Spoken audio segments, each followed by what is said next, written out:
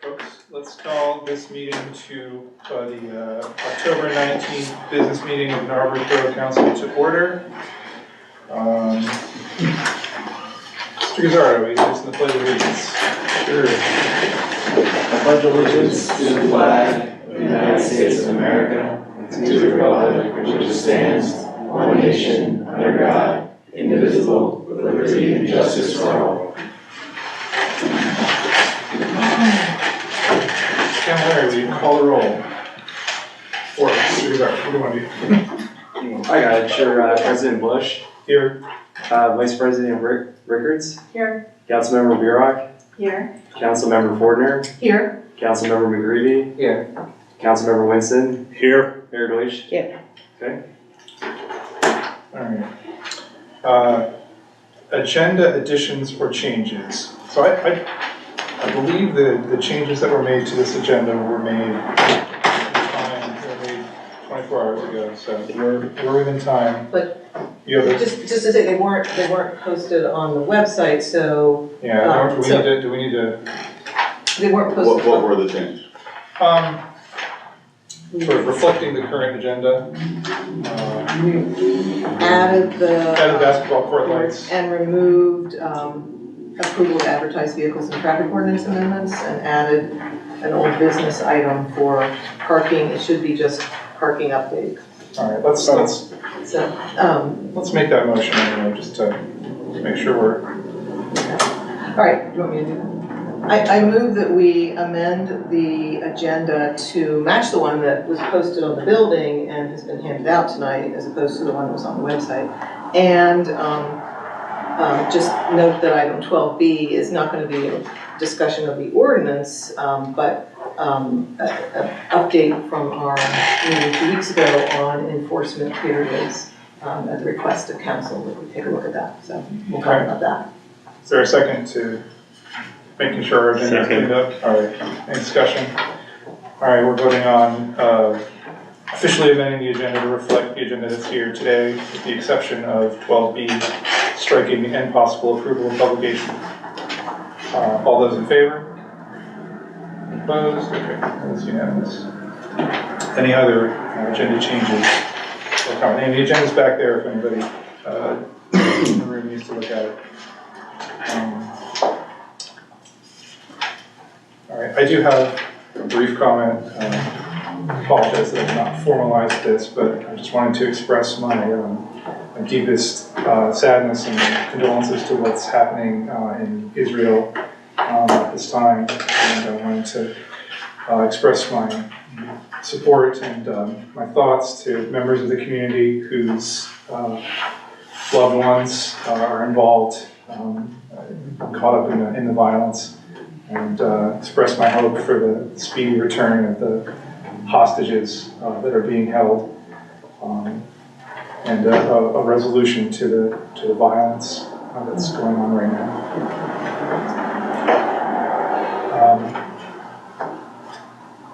That's it for my comments. Ms. May? The mic is muted. Oops. It's not muted. It's not muted? There's no audio. I'm sorry to interrupt. Okay, so is that a report from somebody online that they're not getting audio? Correct. You see, It's not. is there anybody else? It's not muted. Yeah, I can see the sound waves when we're speaking. See Narberth Borough host, and you see it's going like up and down. That means it has sound. Yeah, never end. So I'm not sure what they're. Can anybody that is on Zoom confirm that you can hear us? That's right. If anybody on Zoom would like to make a comment. It's on now. Okay. Okay. Yep. All right. Thank you, Carol Marie. Appreciate it. Sorry, folks, to interrupt. That's all right. Mayor Deutsch, do you have comments? Thank you for your comments regarding the situation in the Middle East. More locally, we have a lot of events coming up. It is Halloween season. We're going to have the scavenger hunt for the kids, October 28th from 1 to 4. There's the Halloween parade the day before Halloween, and then Halloween night. So I would just ask everyone to drive slowly. Please pay attention. If you're sending your kids out, make sure they're well lit and have flashlights and everybody can see them. And just, please, take care when driving, just to protect all people who are in and about during this time of year. It's dark at night and you want to make sure that, everyone gets home safe. All right, next item is public comment. Just remind everybody how it works. You have 3 minutes. Just stand up. I'll start with people in the front row and I'll kind of work my way back. Just stand up. You can give your name and your address, and then begin your comment. In 3 minutes, I'll let you know if you're coming to the end of your time. And if you can also write your name and address. Yeah, if you could write your name and address on this piece of paper, that way I don't misspell your name or, misquote where you live, it'd be helpful. So this will all go into the minutes, so it'd be helpful to us if you write your name there. Yeah. Okay, so we'll start in front of the room. Okay. Hi everyone, Amy Smith, 127 Marion Avenue. Following up on some questions we had from this month's public health and safety meeting about how the electric vehicle charging station program will be monitored, how it will be evaluated, and other logistical questions. First, who is the lead or primary contact for the program, and who is the day-to-day contact that can respond to immediate issues with damaged equipment? Second, what metrics will you be using to measure the impact and effectiveness of the program?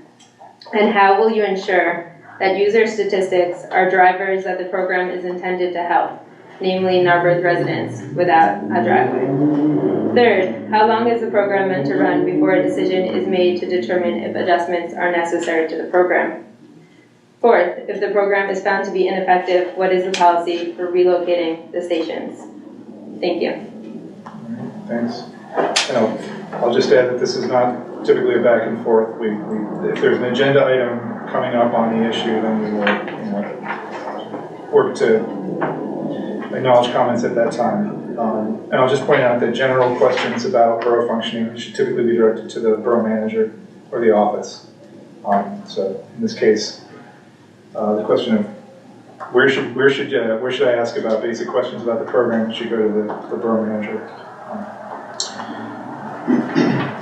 Kevin Tang, 127 Marion Avenue. Good evening. We are here again to address the urgent and important issue of a commercial electric vehicle charging station adjoining our property. Tonight we'll ask for some more information as well as bring a few things to the community's attention. First, we want to reiterate our support for Narberth's sustainability initiatives. Our concern is more around the process of the project, and also just to reiterate that we feel like the location on the narrow residential Marion Avenue is not a suitable location for the EV charging station pilot program. Second, we wish to ask the council if the public is aware that you did not receive the Drive PA Forward Level 2 EV charging program rebate from the Pennsylvania Department of Environmental Protection for this charging station in front of 125 and 127 Marion Avenue, as well as the station located on North Essex. Third, as you know, it is critical that decisions on important subjects like this should be supported by reputable data.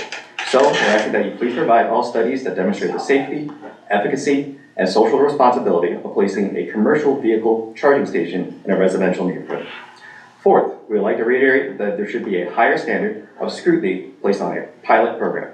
The standards placed on what is essentially an experiment must be higher than programs that have already been in place in the community for a sustained amount of time. Moreover, the residents who are involved in said program should be willing participants in a study. We will also want to read in a public record that this past week, as seen on the Narberth Community Facebook group, a North Essex EV charging station was knocked over. It had been knocked over when someone was walking. Had it been knocked over when someone was walking on the sidewalk, they could have been hurt by the exposed wires. Is there a policy in place to address this issue of notifying the residents of exposed wires and a time frame for when the repairs will be completed in the future? Further, should the station in front of our house also be damaged, please provide the direct contact information of an individual that will be able to immediately respond, even on the weekends. And finally, having now attended the council business meetings and public safety meetings since August, my family and I would like to thank council, staff, neighbors, and anyone else who has supported, listened to us, and extending their support. Thank you. Thank you. And since you're bringing up a potential public safety issue, the charger on North Essex was repaired within a few hours of it being brought to the attention of the borough.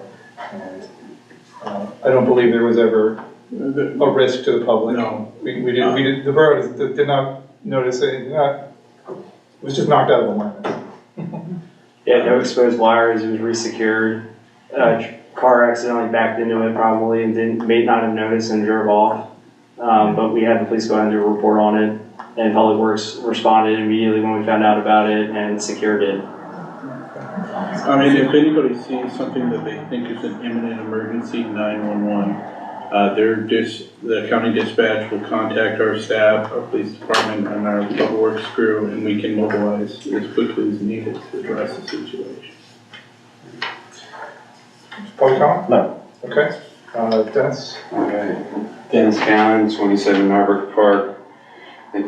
My comments, first part will be as chair of the Parks and Rec Committee board, and the second will be as a citizen. So I encourage the council to seriously consider the new policy that Parks and Rec unanimously voted on and recommended, which is to have a formal policy on basketball court lights. So with December 1st to March 1st, going from 6 to 9 p.m., start time adjusted for daylight savings.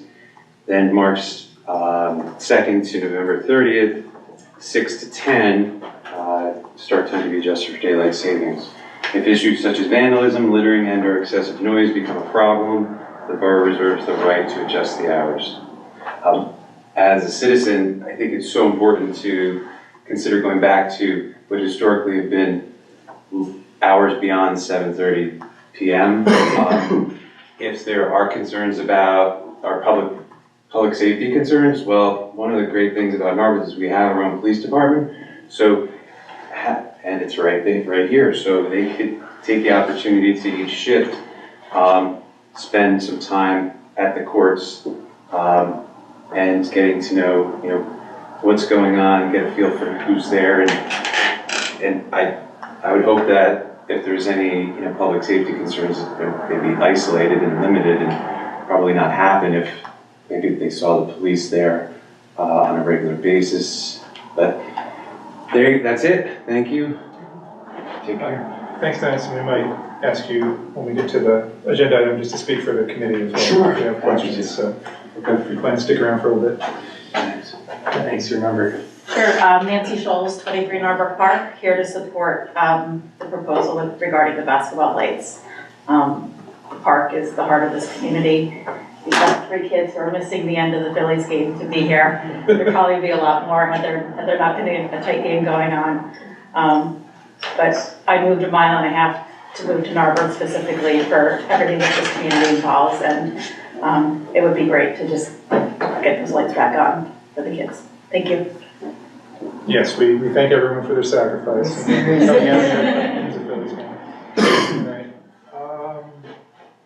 Sir? Kevin Sullivan, 222 North Essex. I'm here to do the same as Nancy and to support Dennis's proposal. Having the lights on longer, later, brings a lot of kids, gives them the outlet that we all like to have here in Narberth. So supporting that as well. Thanks. I'll just tack on. We'll tack on so you can. Okay, well, no, that's fine. You don't have to. Haley Sullivan, also 222 North Essex, and here to support the proposal to extend the lights at the basketball court. It is, like Kevin said, such a core part for these guys in the community. These 3 all go to different high schools, but get to participate in an activity together, and that really keeps them together and strong as an Narberth community of our youth. So I think it's a really special place for that.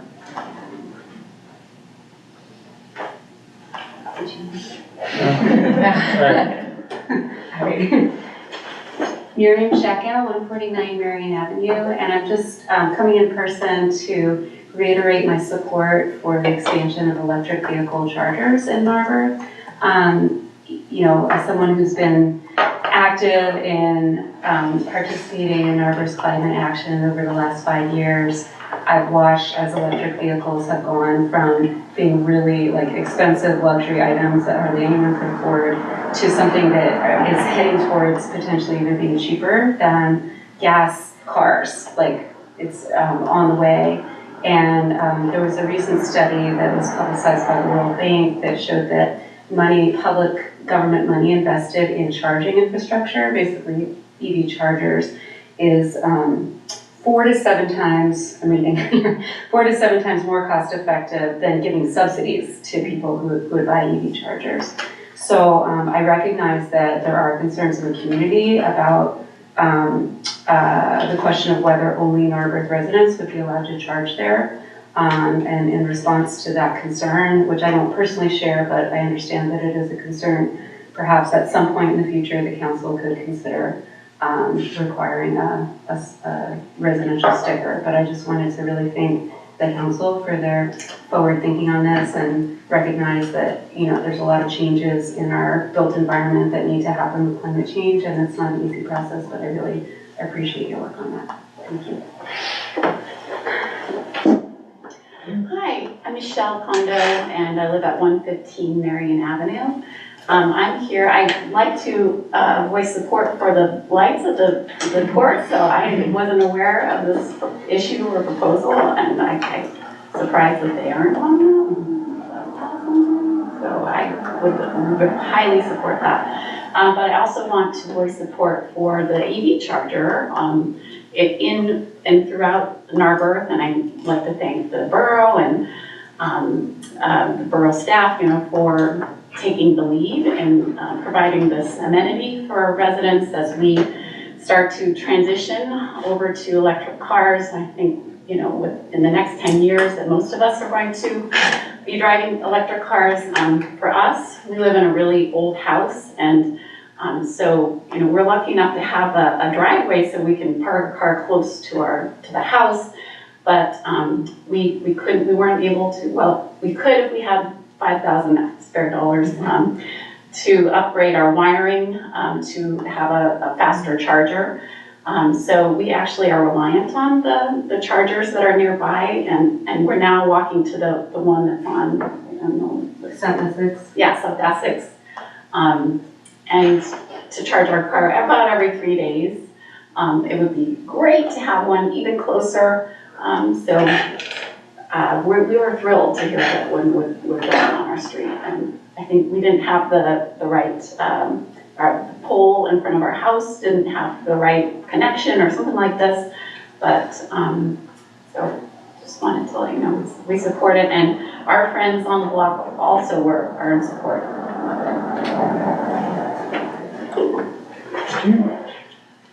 There is a comment online. All right. Waiting. I think that's everybody in the room who's going to make comments. Let's go ahead to online. Ms. Scanlon, you're now able to speak. You can unmute. I was having a lot of trouble. I got booted out of the meeting, and I think we're back in again. Would that be correct? You are, yes, and this is great. The... So what I'd like to do is I'd like to clarify the RFP for the parks, because in the 10-11 park planning meeting, the RFP says it's for the existing parks and taking back part of the parking lot. And the meeting committee chair said it's only for the park space, and the work itself is for the park, designs for parks, may address the whole site in 5 to 10 years. But the RFP says, and it's in your, I'm sorry, oh, I'm having trouble accessing. It says it's for the whole site. And, oh, hold on. That's the question is, what is the RFP for? Is it for the site? Is it for development of the site? For the whole building? Or is it just for the park as it's been said in the master park plan meeting? Okay, is it talking about demolishing the building, relocating the park? You know, what is the RFP specifically addressing at Sabine Park? Yeah, all right, we'll go over that when we get to the agenda item, Montgomery. Anything else? All right, and then is the borough working with Montgomery County Redevelopment Authority for development plans for the 201 site?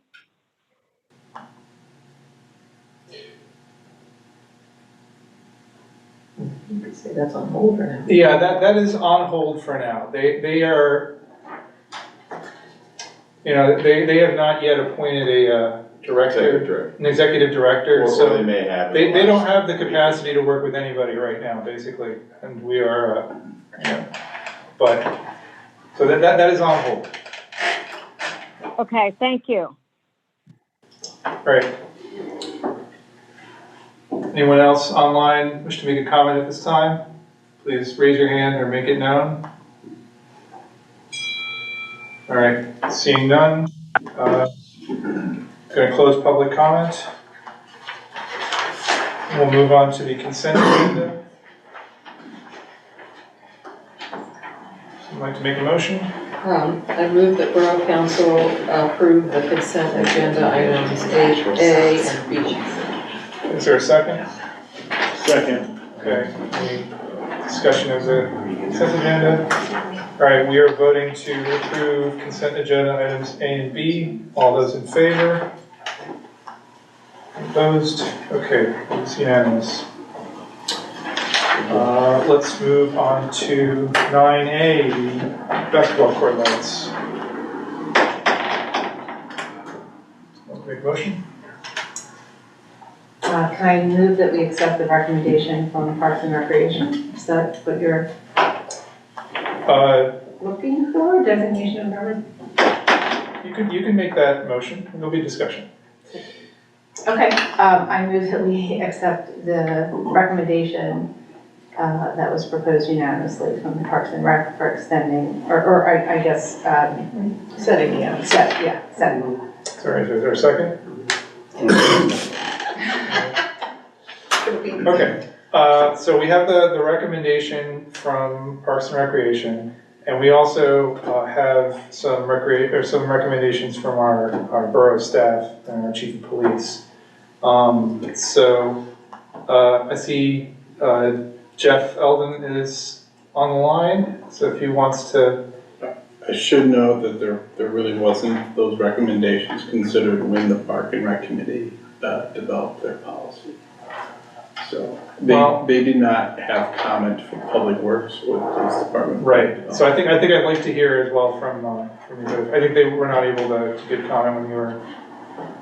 Anyway, they have since the chief has provided a memo, and Jeff is here to talk about some Public Works perspective. So. Yeah. So while Public Works staff, is in favor of putting lights on, for use. We do fully understand, the benefit of a neighborhood park, and what it, just the overall joy that the park brings. But in speaking with the police and seeing the conditions firsthand when we get here every morning at around 5 a.m., we feel that 10 p.m. is incredibly too late to have the lights on. In our experience, the later the lights are on, the more issues that arise between the drug use, the loud music, the loud language, the foul language. And when the lights are on, it just invites other folks to the park who are typically not there to play basketball. So the amount of vandalism that we contend with when the park lights are on late is, thousands of dollars worth of vandalism. And since the lights have been off after the basketball league wrapped up earlier this summer, we have not had a single act of vandalism at this park. So I would echo the chief's recommendation of the lights on till 8 p.m. in the fall, and we can evaluate from there. If there's zero issues, we're happy to adjust them, to stay on, an additional hour. But we, John and myself both feel that 8 p.m. is a good place to keep them on until. So what kind of trash issues do you see out there in the mornings? Everything from empty packs of smokes to cigars that are ripped open, to smoke weed out of. The bathrooms are vandalized. Food wrappers, water bottles, clothing. It takes an average of 2 guys about a half an hour to police just the basketball grounds and the bathrooms when the lights are on.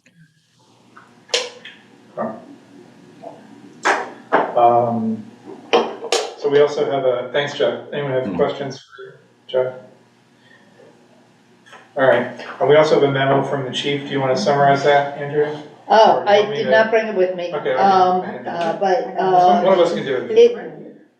It echoed a lot of what Jeff said. In addition, I have fielded complaints from people in Narberth about the language, about the smoking pot, about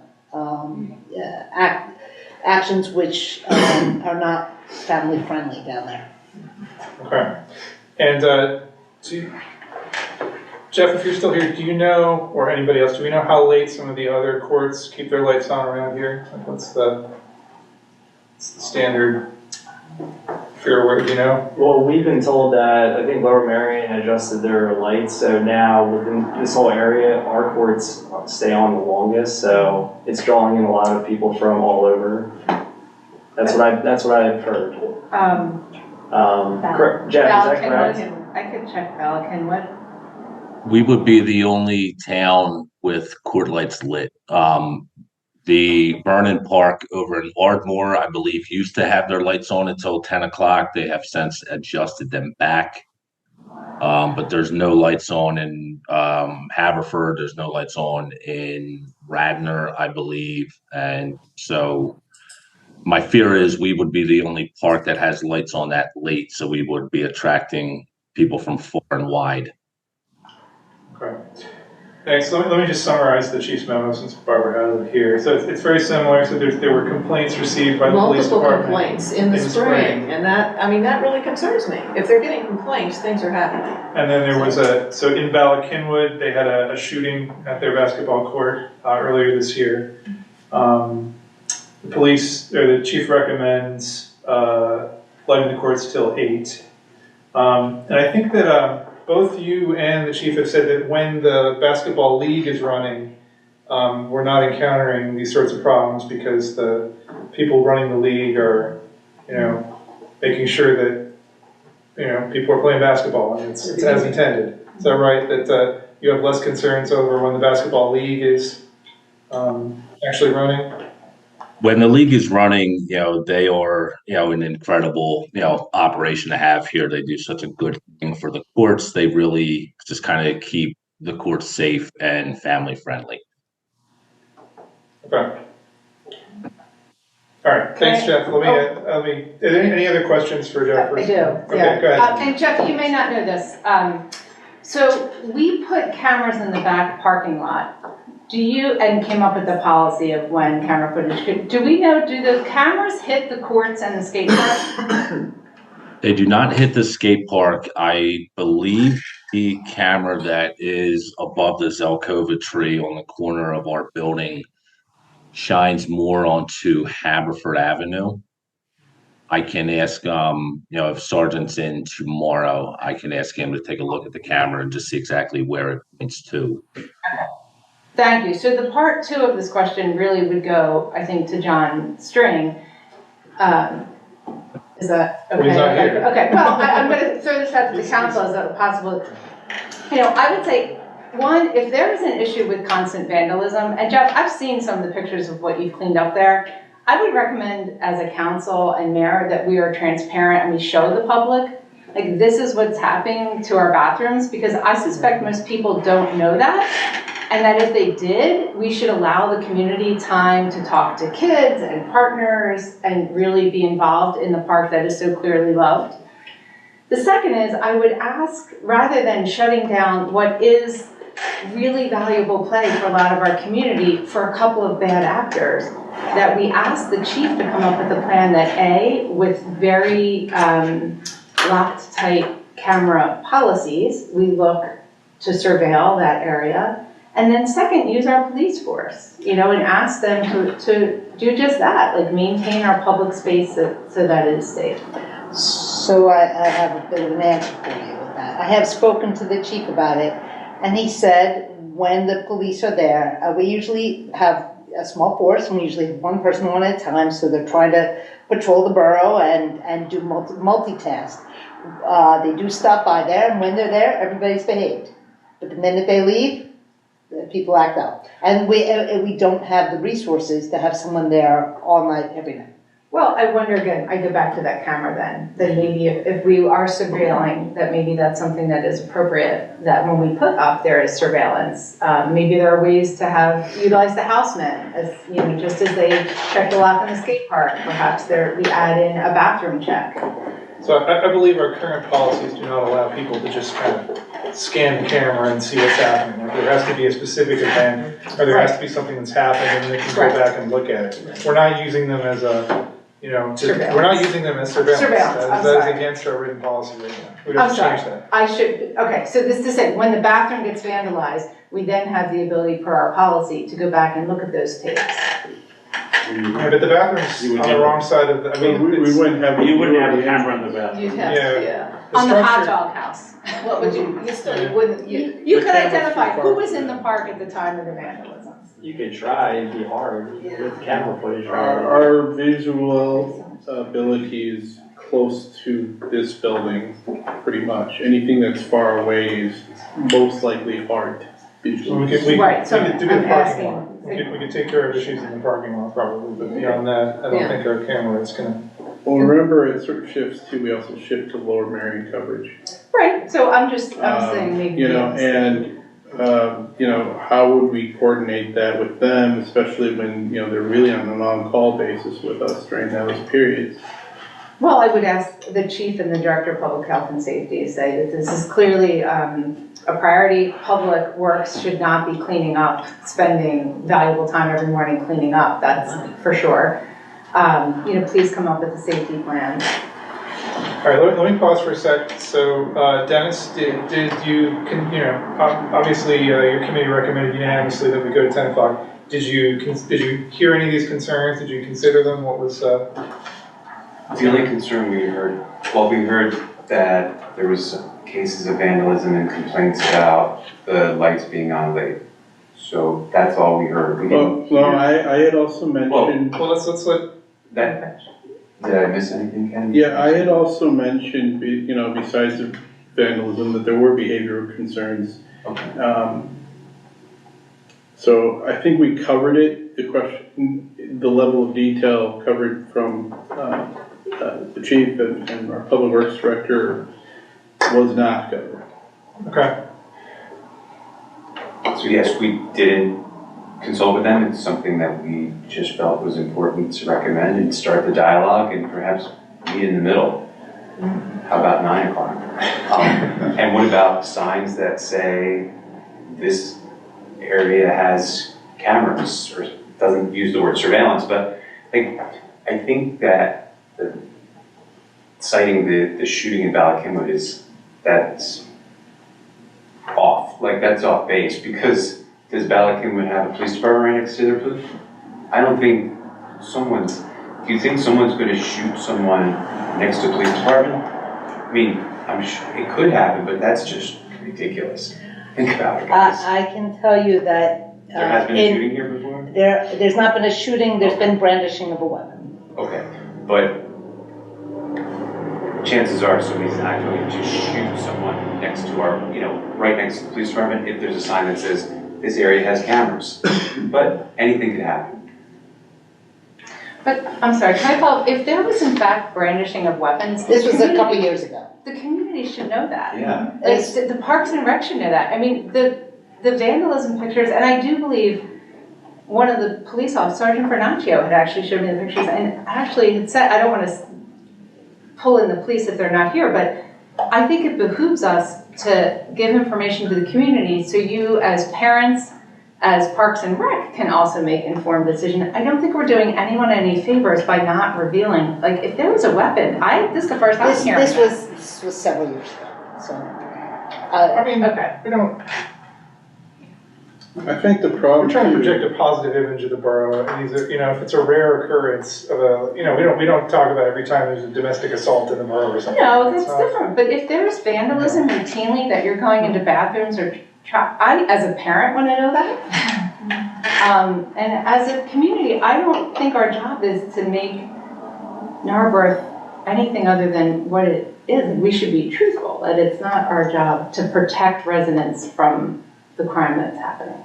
mean, I think when it becomes a trend is when we ought to, speak up. Is like, if the chief sees a trend of things occurring, like, we have a period of catalytic converter thefts, or a period of Right. car break-ins, that's what the community needs to hear about. But if it's not a to trend. take action. Okay, but then if Yeah. it's not a trend of vandalism, then we shouldn't be taking It's hard to action see where the now. vandalism But fits. but this sounds to me like this is a trend of vandalism, right? When It the is. lights are on, It's been a trend. after the basketball league is done, we're Correct. seeing a lot of vandalism.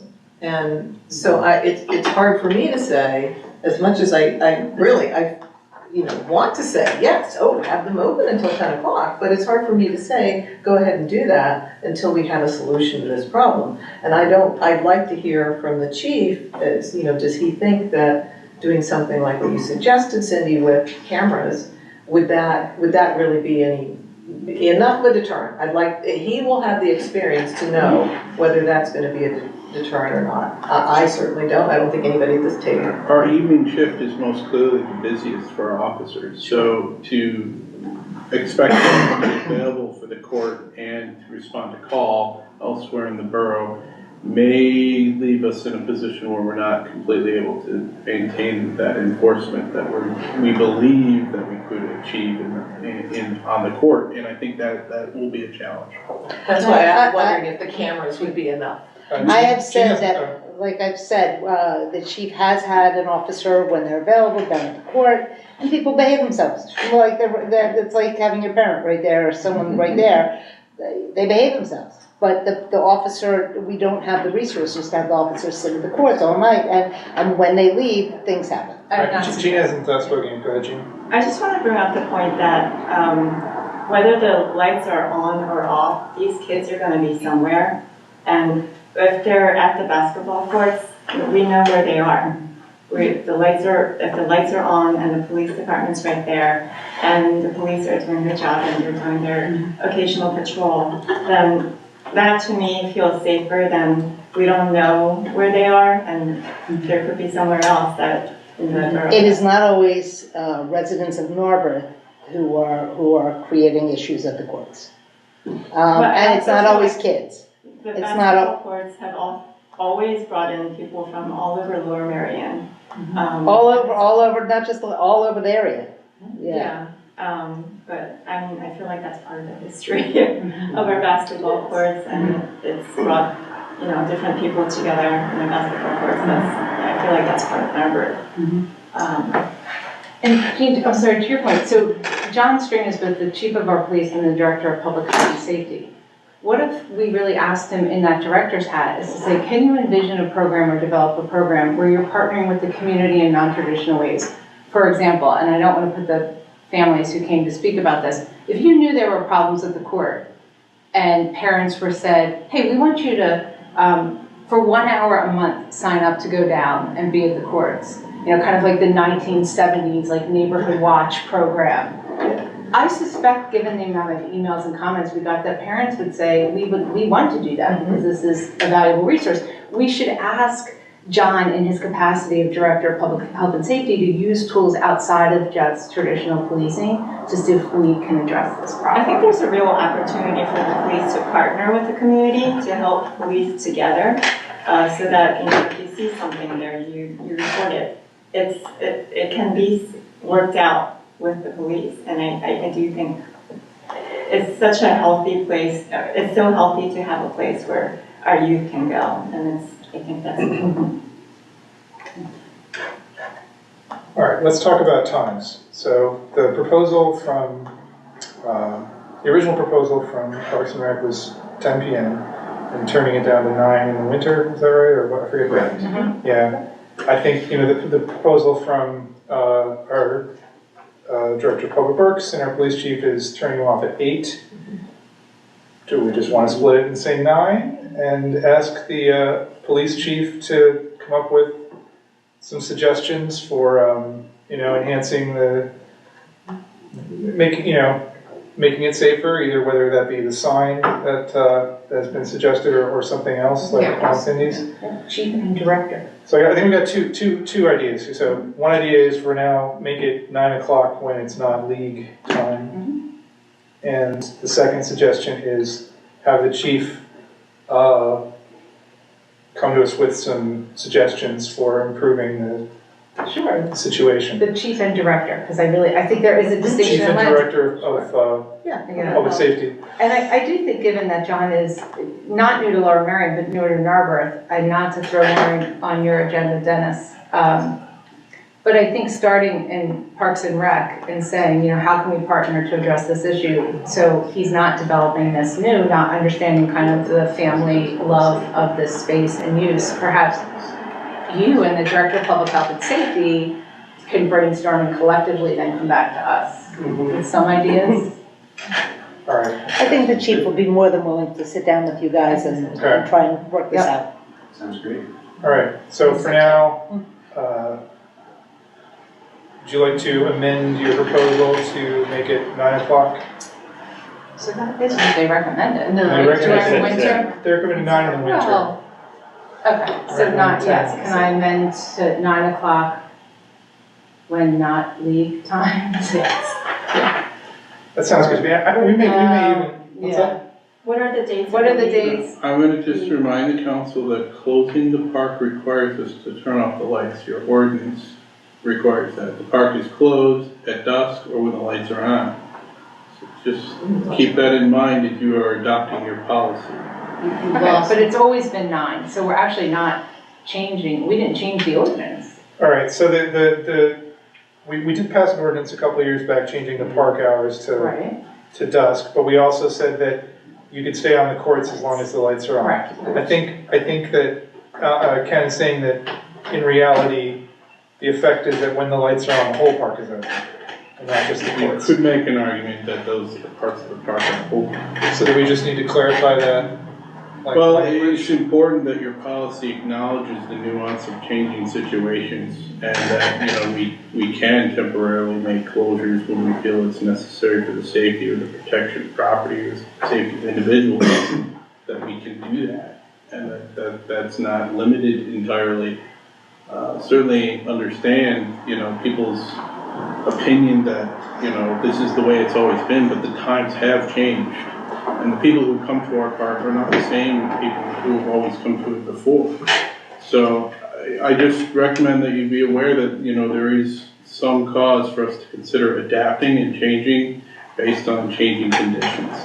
That said, where you guys have gone, I'm not raising any concern with that. I just want you to come up with a policy that allows the chief and the department to close the park if it's needed. John? And just to be clear, the ordinance, there's the ordinance that has the ability to incorporate a resolution or the rules. So it would actually be a resolution of council that establishes those particular rules, not an ordinance. Thank you. Okay. If you wanted to make the change, it's just an easier process, but you still need a resolution to do that. I think that we would always reserve the right to close the park if there was an issue of public safety. That's also what Parks and Rec has recommended, right, Dennis? I mean, if there were issues that arise, then the hours would be. And then it gives us the opportunity to put in the newsletter, there were some issues, sorry, we had to change the hours, and it puts it on people's radar. Yeah. So that's part of this motion, that if the vandalism continues, Well, that's not part of the motion. Yeah, no, that's. I mean, that was part of the recommendation from Dennis too. Right. Well, I think generally any safety issue, yeah, we always, it's public space, we always reserve the right to close it. So essentially, you're not recommending anything new, Parks and Rec. You're recommending we do exactly what we've always done. Correct. So just the hours. I mean. Well, no, the hours are what it always has. Right. Well, they were saying till 10, which is a little later. Well, it is during week time. Well, 8 was the request of the chief and Jeff Eldon. Right. Yeah. It would be nice to have formally written rules, because that was a point of confusion as this issue arose as to how to deal with it. So it's good that you are bringing this issue up. All right. So I think the will of council is that we shift it to 9 and we allow the chief of police to direct that it be closed for a period for the director of public safety to to direct that the lights be turned off for a period if there are incidents of concern. Right? Well, I think public space always. I would, in the motion, I would just say that we, again, use the hours recommended by Parks and Rec, which is saying 9 o'clock and then 10 o'clock during league time. That's not what That's they're not what they're recommending. recommending. Here. It's 10 in the summer, that's the No, league time. Cindy, here's exactly what they're recommending right Right, there. I have it in front of me. March to November 10, March to November, okay, so a little bit later. We You do test your wanna- luck, you snuck in a couple months. Yeah, we want to Compromise. But you said you would compromise with that. Yes. Okay. So, okay, I knew what they're It's saying. ending at 9 o'clock all the This time. is like, All right, are we clear enough, Ken? Do you need more from Yeah, us? well- Is this- We'll need to do a resolution, but based off That's of, what I was gonna say, I think we'll have to do it. if you want to make a clarifying motion, we can draft it based off of that. I don't know what the current resolution states.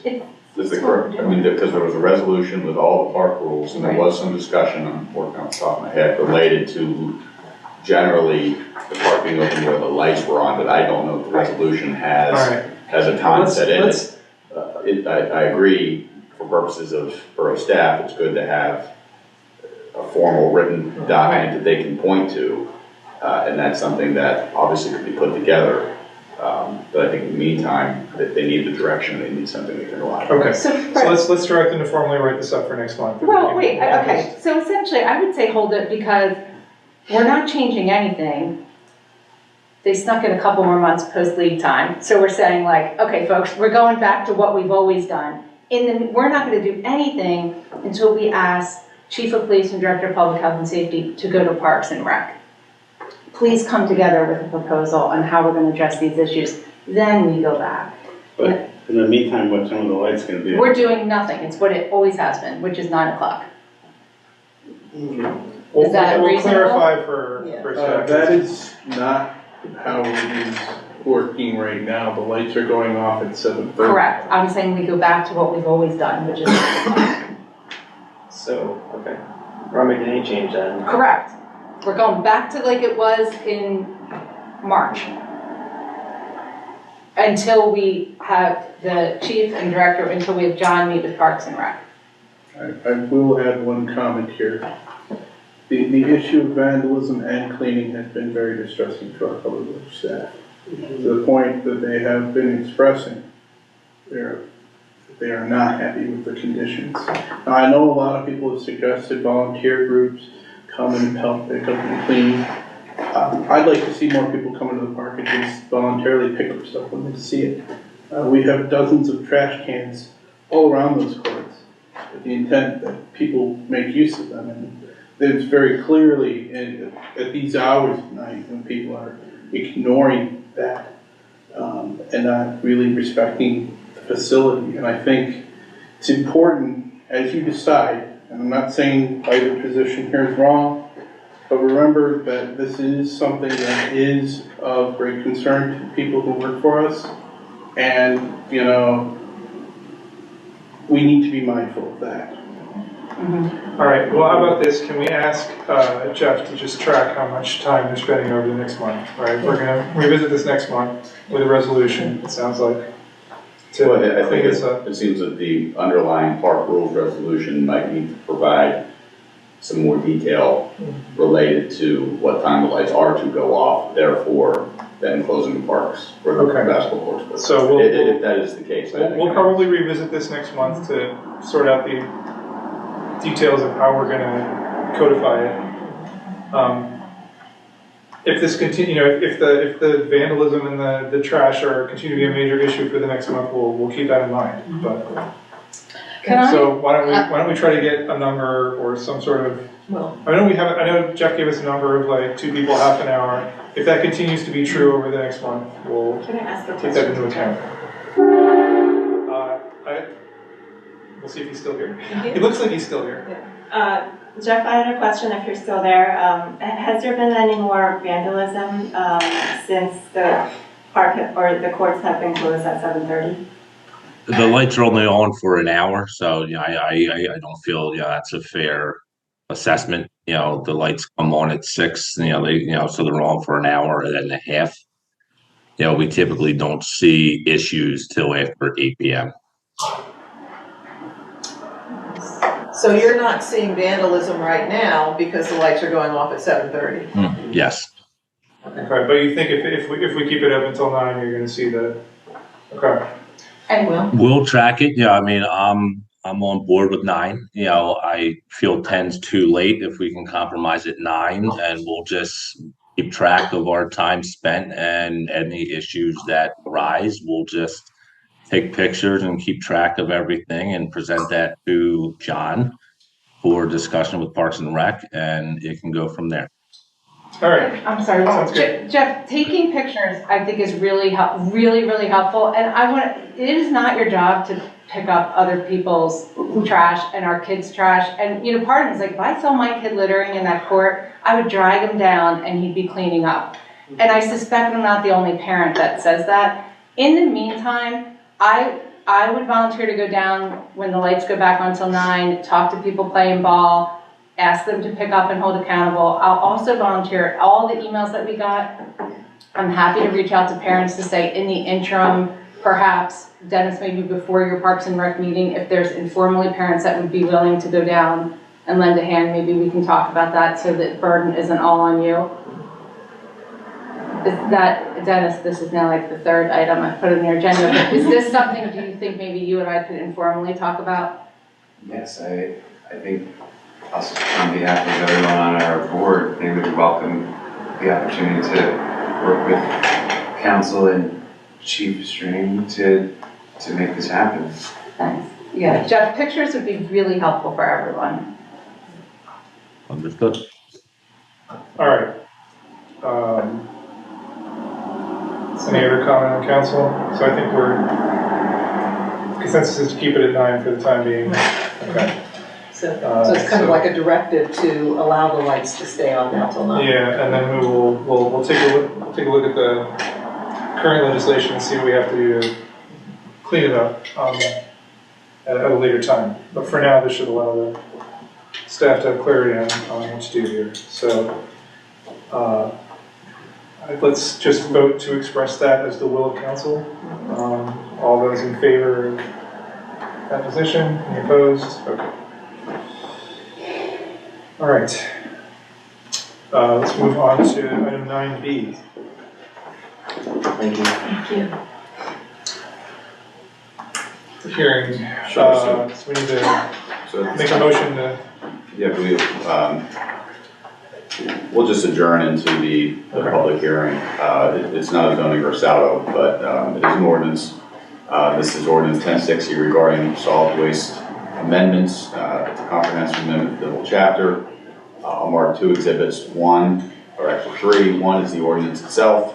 That was before council for prior review at the last meeting when it was motion to advertise.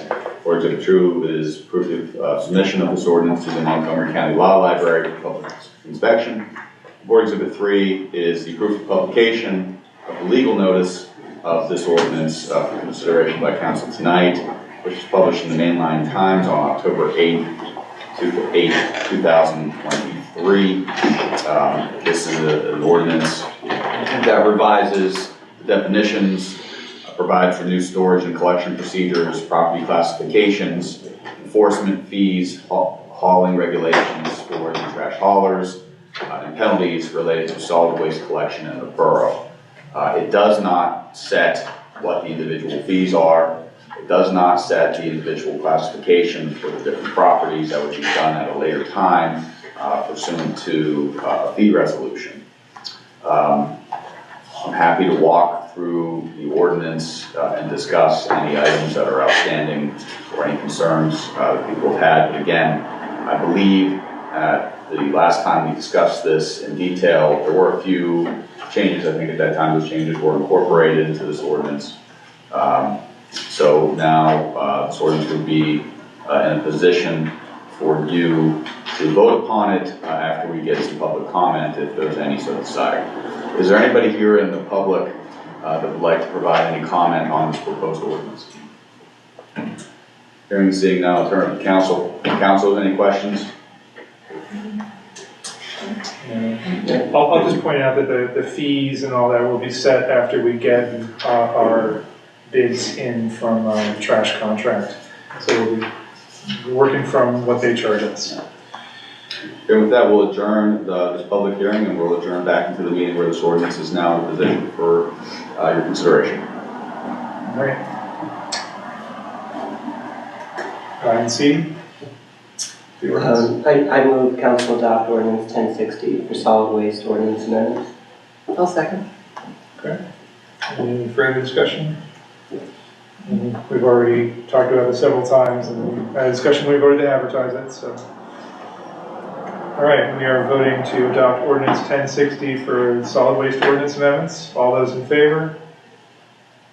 Opposed? All right, it is unanimous. 9D, Master Park RFP and scope of work. I move to approve the Master Park RFP and scope of work. Is there a second? I'll second. Okay. So let's talk about the scope. So why don't you, talk a little about the process, how we got here, and what we're. So the Master Park Plan, we received a grant from Pennsylvania DCNR earlier this year for $64,000, and we also received a grant from PECO, Green Region Open Space Grant, for $10,000. So with that, council and the borough is looking to hire a consultant for site development designs for the 4 parks and open spaces, which includes Sabine Park, Station Square, Town Square, and the Elmwood property that was recently acquired earlier this year, and Narberth Park. So we're going to look at integrating the elements of our existing plans and a comprehensive plan, climate action plan, pollution reduction plan, shade tree management plan, and the county and state comprehensive plans. The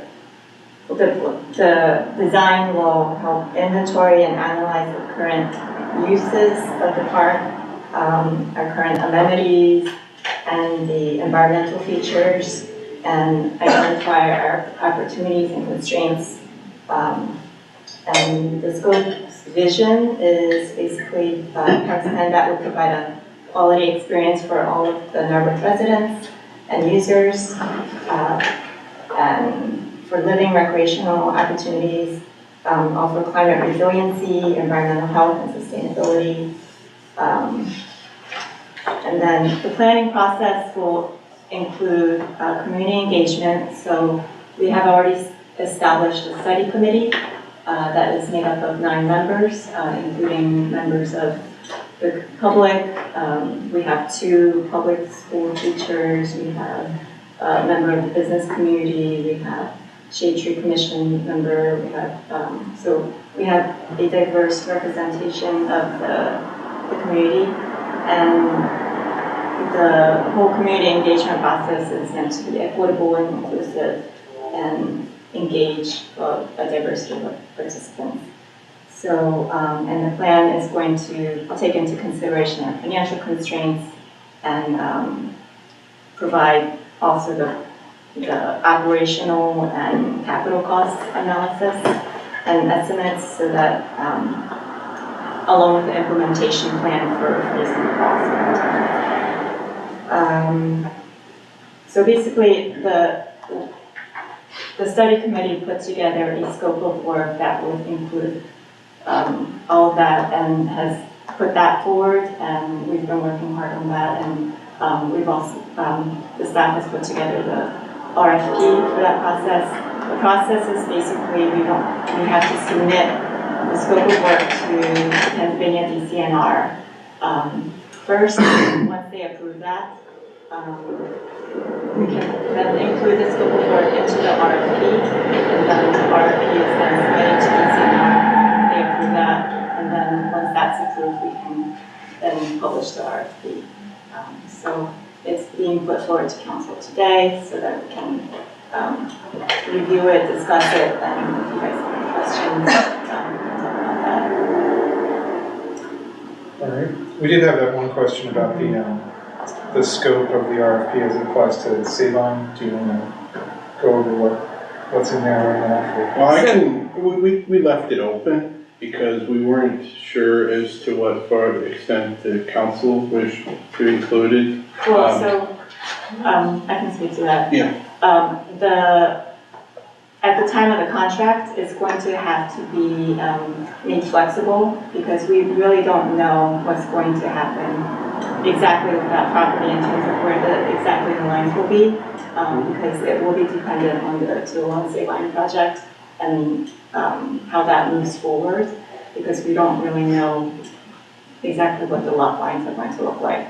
So, So the question is, let's say when this process starts, we still don't know, kind of what we're doing there, or we certainly will not completed the process of figuring out what we're doing. Is one of the options that the consultant would consider, making the whole thing apart, or is that? we're going to have to build that flexibility into the project.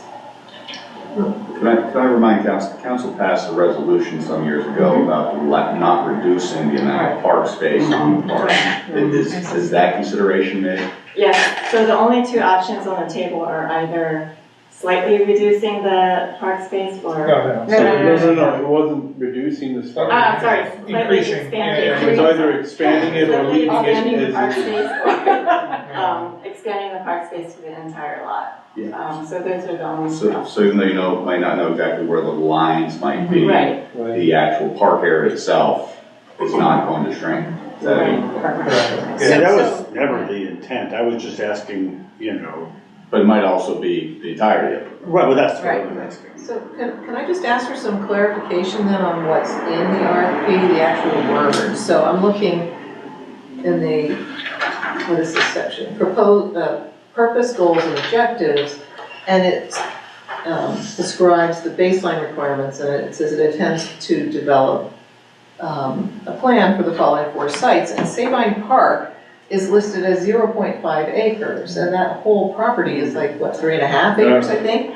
And it says it contains 2 playground areas for different age groups, and I don't know what that means when it says 2 playground areas, because I mean, there's 2 play sets out there. There's one inside the fenced area and one outside. Isn't One for tots and one for the older. But isn't one solely for use by the daycare? No, we're talking about the There's park. 2 playground structures. Structures, but are they all up in that area up? Yes. Okay, so this just the way this is worded makes it sound to me like there are 2 discrete areas, but they're not, they're all together. Okay, so it's just the wording, I didn't understand that. But then it goes on further to say the park sits on a larger borough-owned site that also includes existing structures near the end of their operational life and an existing parking lot. The borough intends to evaluate the larger site for redevelopment and is considering potentially expanding and reorienting the park. So what are we asking them to do? Are we saying just consider this half-acre size and not think about the rest? Or I'm really unclear now, given what all we just said, with what this says. Well, hence my point is that the intention was to come to you or just to kind of leave it open and use our planners to help us facilitate and identify that and articulate that better. I would suggest maybe we make this clearer then, because that isn't clear to me that that's what we're asking. Those descriptions and land areas came straight from the application. In our award, we had one element of what we were doing when we prepared that RFP was to maintain continuity with the grant award requirements, and that we were including the scope of work that we said we were going to do when we applied. I do think we can clarify that further to allow for that flexibility and make that clear that it may change. So could you literally write TBD 0.5 acres to maximum 3 acres? Yeah, whatever it is. Can you give a range in the RFP, or does it have to? Well, that was my question to Ken, and, The answer is you are going to be the ultimate client as the council. Obviously, you're gonna want this driven by the community. You can determine the parameters of how far you want to take the study. Or you can leave it open and ask your consultant to help you define that. If you don't know how to define that, which may be the case, you may not be certain as to which direction to go. And so maybe adding that as part of the scope and helping us further articulate that scope is probably one of the elements we'd say is something that we were asking for help for. I also think it might be worthwhile to have a conversation with our advisor at DCNR in terms of how to approach that. I think they could give us. I think, at this point though, I can tell you, we're doing the RFP, we're setting the parameters of what the project will entail. We're not deciding from here besides what the scope of the work is going to be. We're not committing to one alternative or another. No, I think we understand that. I think we're going to write a range. Yeah, so that we're not Yeah. saying they should look just at that Yeah, half acre that makes sense. space, but they could look at the whole thing. And, and I think that's the question maybe for the DCNR is it okay if we say a range? Or do we have to say, half an acre or 3.5? Do we have But that's not so much the issue. Because DCNR, will be certainly doing at least a half an acre. Right. The issue is, if I'm the person responding to your proposal, how much do I charge you to do this work? Because it's a different scope of work. So you may have to ask them to, the price could be higher than you imagine if you ask them to look at the whole thing. Exactly, and the reason that I'm thinking we should do this, because isn't that where the bulk of our grant money is coming from, is through them? And they may say, no, we want your grant to be focused on just that half acre. I don't know, I think, because you just said that was included in our grant applications. The map area, there was a map area with the specified land area included in our app. But I'm not certain that we're necessarily restricted completely there. There is an element of budget that I set aside in the capital plan that would also help us supplement any difference that we might want to potentially add to the scope of the work. Sure, but So given how grant application, we're finding that there are a lot of nitpicky little details that if you don't have all your I's dotted and your T's crossed, the grant doesn't come through.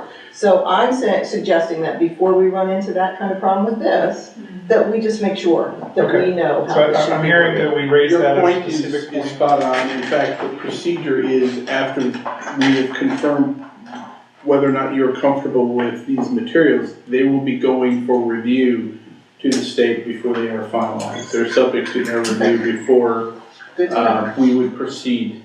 Well, let's raise that as a specific question to them as we submit this. Let's say we have this, we're submitting this, and in addition, we'd like you to clarify this issue for us. But I just want to be clear that I'm not comfortable moving forward with this if we only look at the half acre. Because we have a history of designing things and then something changes. And then we've got this beautiful plan, but it's not. And so that's not what we're gonna do. I agree, and my thinking would be if that's all DCNR says you can have in here, then I would just say pull out anything about Sabine Park in this master parks plan. I suspect we'd have some. I do too, but I'm just saying, I don't think they'd Just have to figure out how to. It may be an element of the contract that we're covering out of pocket. I don't know. We'll talk to them and see as to how that could potentially work. Right, to your point. Okay. Comments about other topics than Salem? This station circle is part of the scope of work. That was part of the application submitted. We do know that there has been previous planning already done for that location. So we have been talking to that group at the committee, and they are going to be involved as well. So there'll be continued continuity. But we will eventually need to figure out what path will be next there. I know that we had we had left off with two alternatives, and we weren't sure about either, and the possible need of a third alternative, and do you want that in the scope of this project?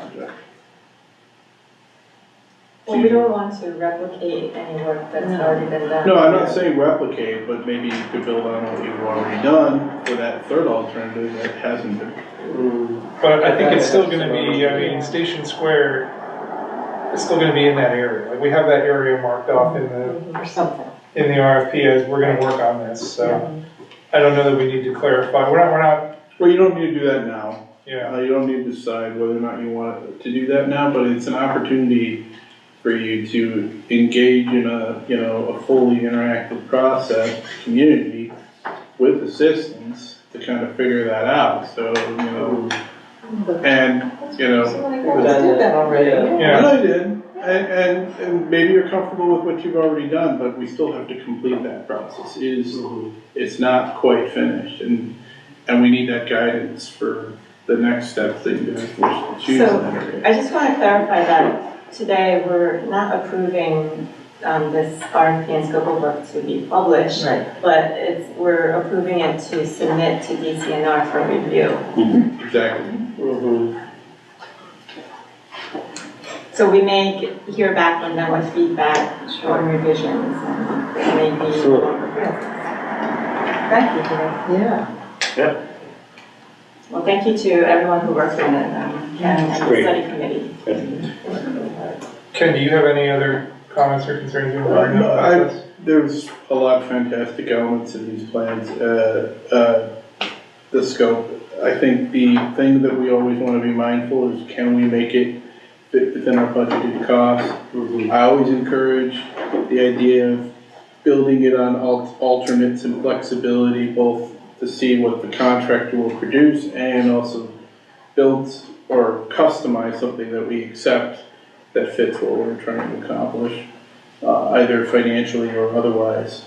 Because you can pick an alternate, you can kind of shift things around and develop a plan process that meets what you want to do. So the goal here would be to, maximize that as much as we can in that RFP so that you have as much flexibility and you're not constrained to just picking something that comes with other elements you may not want, or elements that you do want and they're not there. And I noticed we are not forced to take the lowest bidder on this RFP. I noticed the selection criteria. It would be a professional service. So you take who you think would serve you best. That is, okay, good to know. All right, I mean, not that we won't be taking cost as one of the major criteria, but it is useful to know. Yes. Okay, so in terms of designating things as alternates, do we need to convey that? Is that I think already set up? It was already set in the scope of work. Okay, I guess I missed that. Apologies. Okay. All right, any other questions from council? Okay, so we are voting to submit these to the state of Pennsylvania for further comment. All those in favor of sending out the Master Park RFP and scope of work? Opposed? Okay. Well, thanks again, Jean, for all your work on Thank you. getting this through. And to the entire Master Park Plan Committee, everybody else who stepped up from the community and who's been It's a great group of people. helping out. Yeah, we got to appoint some really good people. Speaking of appointing some very good people, Yes. our next item is an appointment. So you'd like to make a motion? I move we council appoint Joseph Boyer to NIDA. Is there a second? Second. All right. Ira is our longtime NIDA expert. Anything you want to say about NIDA and this application? Well, I mean, I don't really have anything to say about this application. I'm sure he's fully qualified. But about NIDA, I mean, I do think that while we're very busy with other matters, there will come a time when we need to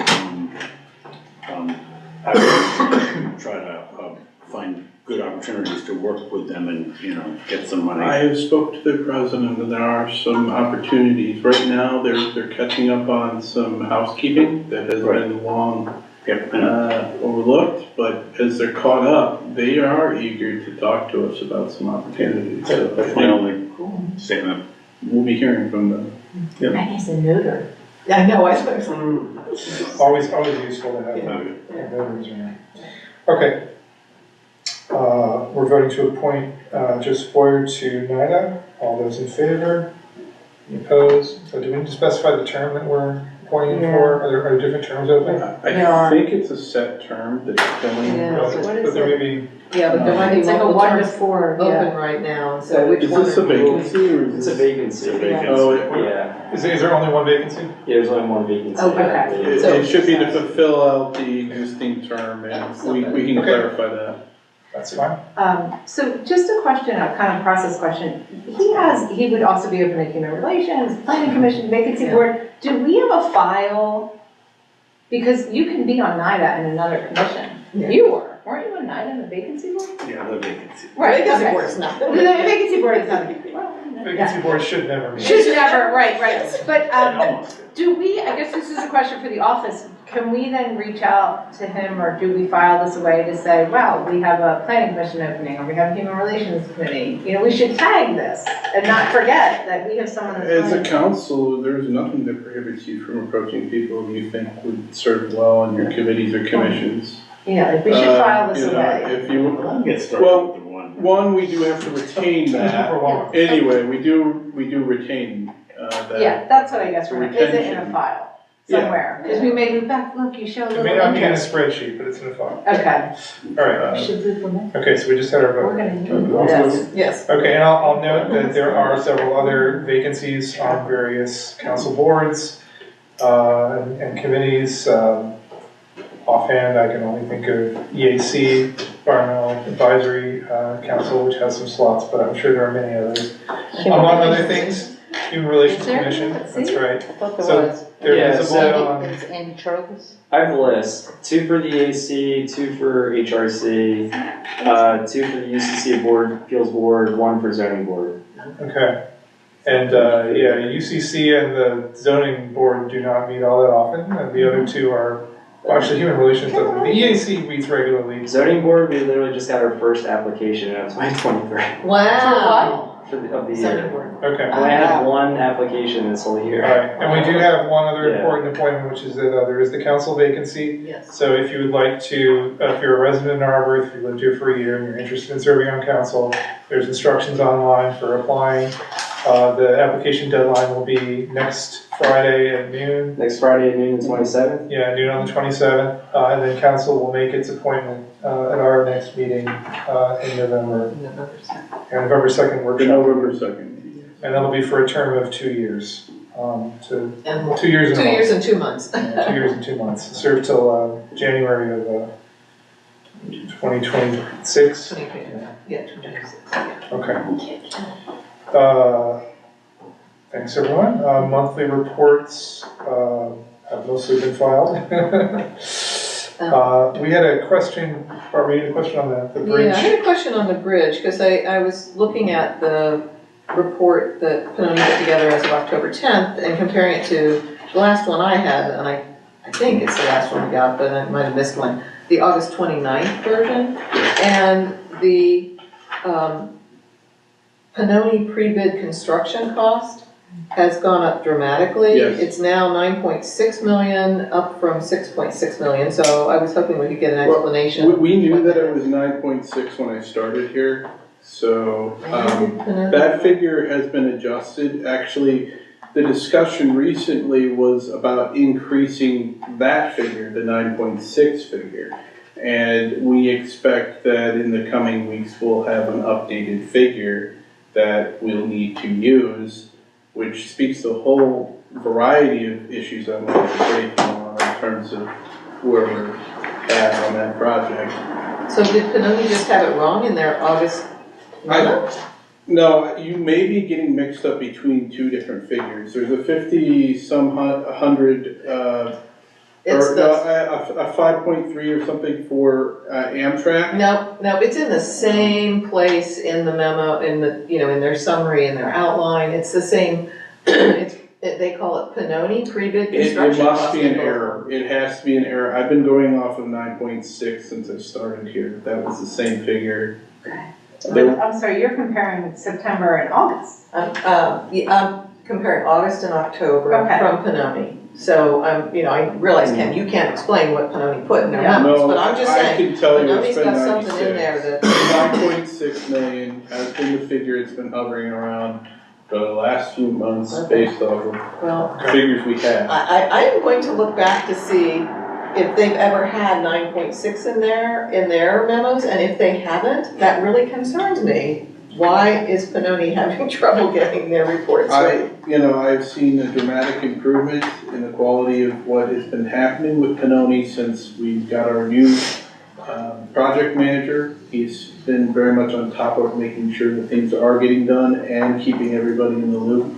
So we have had a much more positive trajectory on how we've been moving forward with the project. And in that respect, we are starting to see the light at the end of the tunnel. We're very close.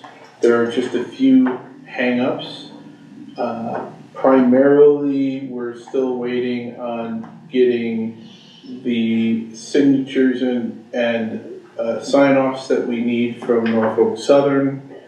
They are not going to do an intensive review, as you heard from the last update, which is fantastic, meaning we won't have to pay for any redesign costs or anything like that.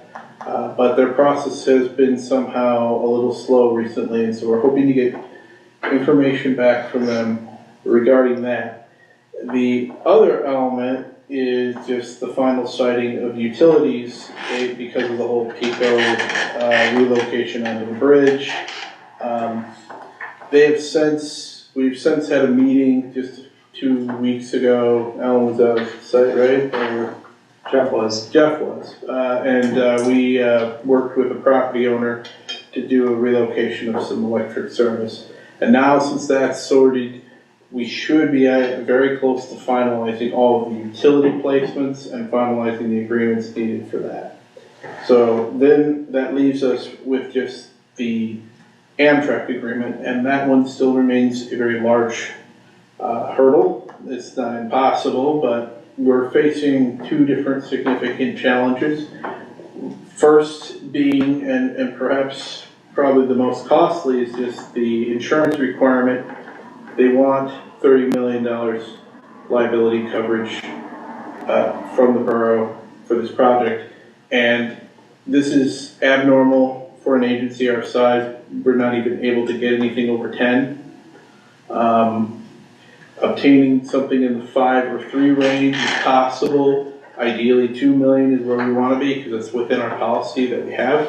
We don't have any added additional coverage. So we're working to try to get that into be the lowest coverage possible, needed to basically secure Amtrak's interest. The other is the 30% deposit.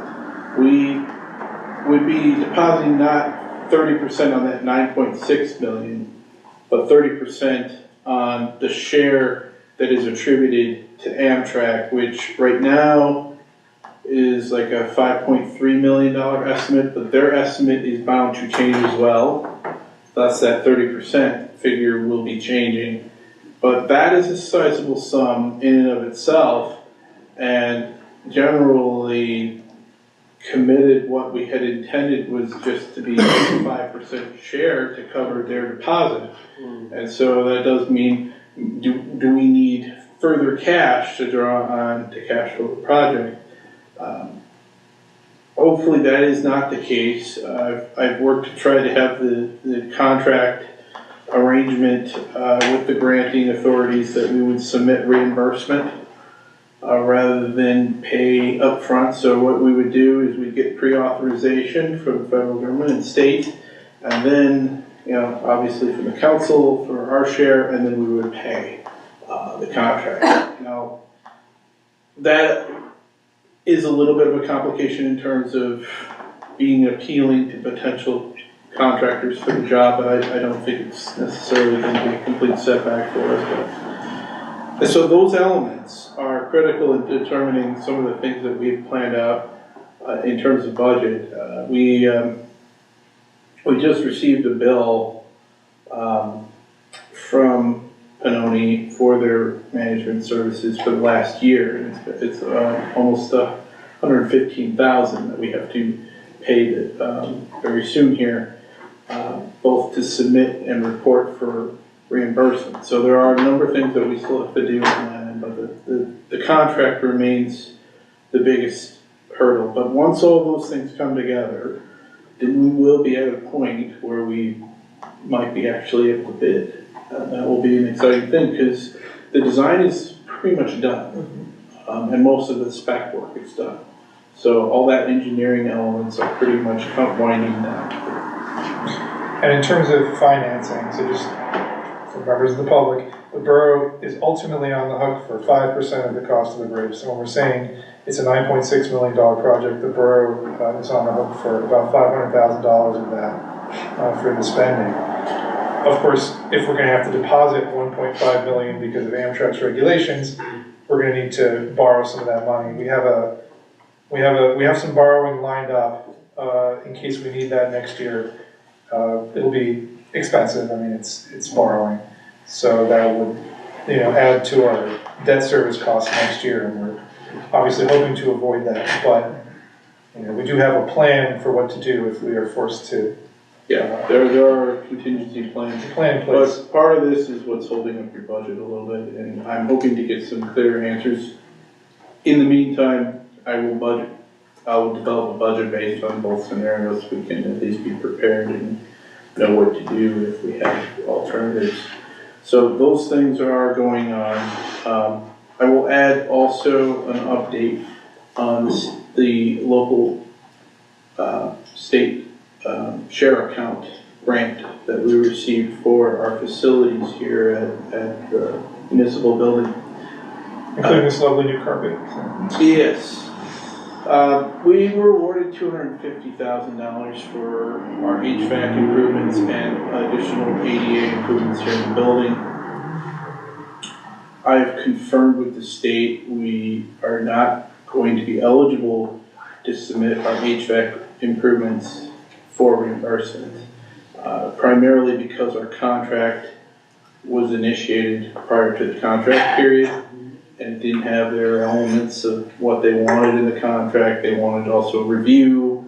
None of those things took place. So essentially our allocation will be sitting.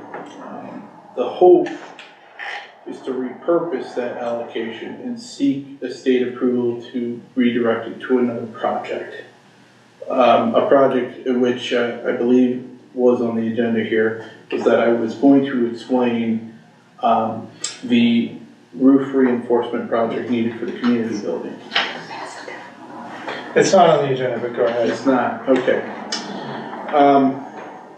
Just real quick, it doesn't require action this evening, but it is important that you become aware of the project. What's being passed around are images of what the improvements will look like inside the building. What we need to do is essentially add reinforcing framing on the interior of the building to strengthen and reinforce the roof. The roof is stable, it's not at risk of failure, but we certainly don't want a heavy snow load or ice load on it, because then we may have some problems.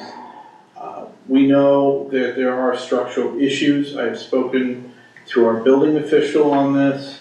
He's shared his concerns about the long-term need of addressing this issue. It is pretty urgent.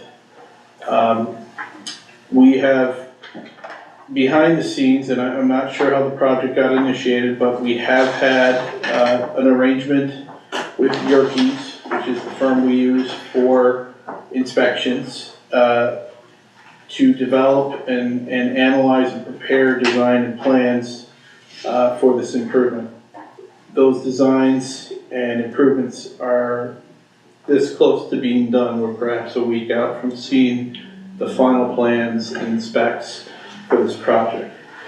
Now, it raises an opportunity for us to go to the state and ask for a reallocation for this project, because right now the rough estimate I've received from the engineer is $350,000 to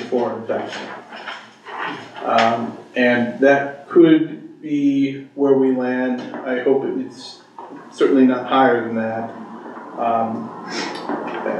But that's kind of where things are looking. And there are some mechanical alterations that need to be done to move things out of the way of these pillars and posts. And there's certainly some other minor things that need to be included in this project. But for the most part, the major component is this structure. Now, back to the local share account grant. I have spoken to the agency and have requested them to give consideration for a possible reallocation of our award towards this project instead. We wouldn't be able to submit reimbursement now, but if we are able to get them to review and approve a change in our grant award, it could be considered as early as November. The committee that meets at the state meets either in November or January. Ideally, we want this to potentially make their January meeting, so we want to move relatively quickly on this. We don't want to make their November meeting? Yeah. You said that we want to make a January meeting, you meant November, right? Well, we want to make the, I'm sorry, yes, we want to make the November meeting, I'm sorry. Got a little swapped up there. We want to make that November meeting. We want to get as much support as we can and hopefully get them to reallocate this. This, though we have lost out on the 250 grant in that sense, this does present us a great opportunity, because if we were applying for a state share grant for this project now, it would take us way too long. It would be way more months. So trying for this reallocation is probably beneficial in that sense. We have managed to fit mostly within the amount of money we had set aside for building improvements, and we're probably going to use that up this year. So that those funds will be exhausted. And so, ideally, if we have these funds, that's going to make it a lot easier for us. So it's pointed out that Senator Capoletti's office was involved in that grant application. They broadly publicized us receiving it, and they've been involved. So potentially we can reach out to Senator Capoletti. I did. One of her staff was in our office today, and I spoke to her extensively about this project. I also was able to speak to our local representative, State Representative Daley, today, and we had a very nice long conversation today, which included a great deal amount of this project. So I'm pretty optimistic we might have a good chance of salvaging these funds and continuing to have this grant. So there may be some silver lining there. All right, any other questions about the reports or this project, the grant? Just to clarify, the structural improvements are in all three sections of the building, in the girls' scrap room, the Legion room, and the library. That's correct. But the rear section of the library, the children's area, and the main office, and some of the off parts, and the restrooms themselves are in part of a different addition, built in a different era with a roof that does not have the same condition issues. So during the course of this project, and we have been talking very closely with the library staff and their board about the possibility of maintaining operations through that period, and they should be able to do so, given that we will have room in the space to allow them to continue to function there, and they could possibly do some other activities here in the municipal building too, in the interim as well.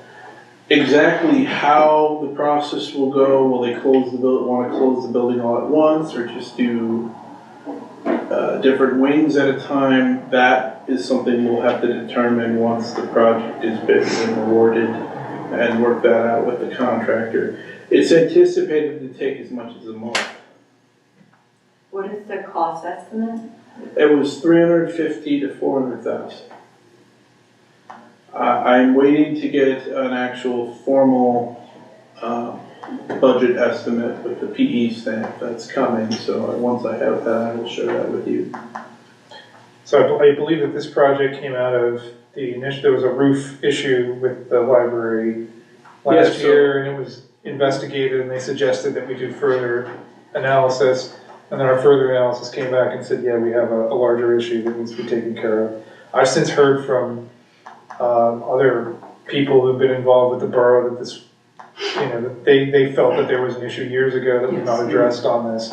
When I joined Borough Council in 2015, for that period, this was something that was on, was on everybody's radar screen and had been apparently for a number of years. So I think it would be great if we can take care of this. We can't keep kicking this can down the road. That would be really dangerous. It's not advised by our engineer. Say that he explained to me that if we have any load on that roof, we should be closing the building. So that's what we will do if the project isn't complete by then. But hopefully we can complete this well on time and the building gets to stand another 100 years. Yes. Any other questions? Okay, we have an update on the hiring. Yep. Just right now we've reopened the records clerk office assistant hiring process. Paul has decided he's best out in the field, and that's great because we love to have him as our controller, so he's back as our parking controller, but we are now still looking for a records clerk, office assistant, and we are also still looking for a part-time parking controller. So those positions still remain open. No council action is necessary for that at this time.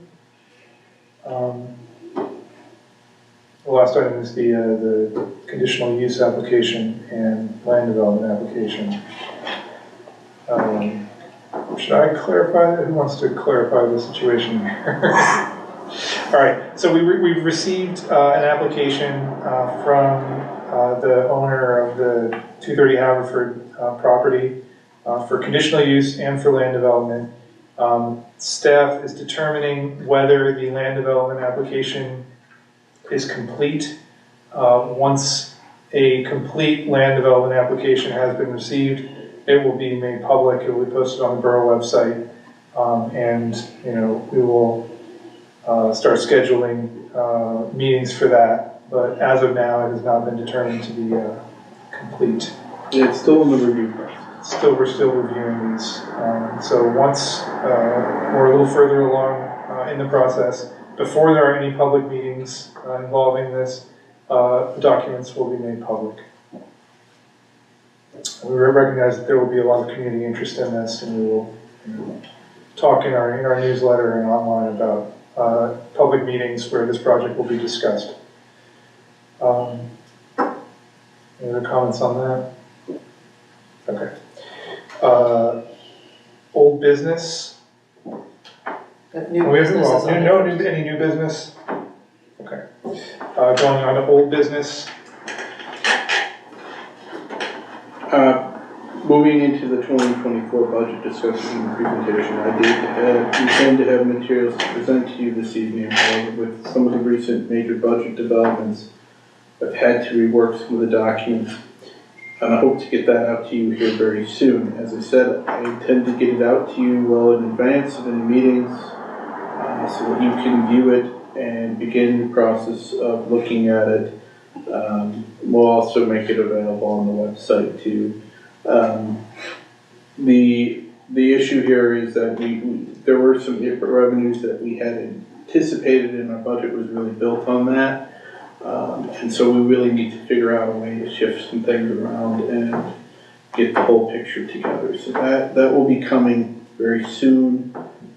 We have received very recently some of our recent meter read information, so we will be also assembling and having our sewer budget ready for you as well, coming up next. I do anticipate your next workshop will in fact cover the budget, and we should have a complete document to start and work from. At that time, I think it will be prudent for us to talk about possible additional meetings to just give you time, in case you need additional time, to work through this budget. Obviously, it is very late in the season, and action is, we don't have a heap ton of time. So Well, we could talk about that here today, or we could talk about that at that workshop meeting about ranking some additional days just for budget discussion and consideration. There are some new elements as well that I've got from some of the department heads too that I wasn't able to include too. So this is an opportunity for me to make sure that all the staff requests have been included. So just to be clear on the timeline, we have to vote to advertise by the end of November on the budget. Yes. So when we're talking about additional meetings, it would be between November 2nd, our workshop meeting, and I guess in theory we could have a special meeting to pass the budget at the end of the month. So yes. An extra meeting in the month of November to deal with this. And just as a reminder about some of these cost issues that we're looking at, some of the issues are whether we will be on the hook for this $1.5 million deposit with Amtrak, when we will be receiving certain grant money that we were expecting, among other things. So, And our, how much debt we're going to hold on to. How much debt payments will be on the hook for next year. That also depends on whether we will need to tap this money for the bridge. If so, our debt service payments will go up significantly for next year. If we think we might need extra meetings in November, should we start finding dates for those now so that we have them just in case? Yeah, I don't want to do that this second. I don't mean right, no, but I mean, should in the, next week, over the next few days, should we try? I would encourage you all to send your availability to us and we'll try to compile it so we make sure that you're all available for this time. In addition, the 230 Haverford process, if that moves forward, we will have a conditional use hearing, and I anticipate that being a separate meeting on its own. That may also be in November, so I will look at I'll be asking for available times from council next month. Could we just say maybe, and we can do this offline, but maybe we should just hold Thursdays for meetings once a week in November outside of Thanksgiving? That's like one extra week, right? Well, the 30th. I will. Okay. We'll do this offline. We'll Okay. take care. We can take. This is an administrative matter that we can take care of offline. So. And we have to announce any public meetings. You're right. I was just We'll thinking, schedule could we just them say reserve every Thursday? Yeah. Maybe it doesn't. That would be 4 Thursdays. Okay. Yes, but the last one is the 30th, so. Combine the hearing and the. Oh, boy. Oh, no. Oh, God. No. I don't think that would be a If good it's idea. There will be a lot of community members interested in, well, I mean, there may be for the budget, but certainly for 230 Howard. So I would rather keep that on its own because it's going to be in the big room, I think. And there's going to be a lot of, we want to keep the focus on that, if possible. Any other questions? So Fred, you'll take the lead on. Yeah, I'll sort this out. Okay.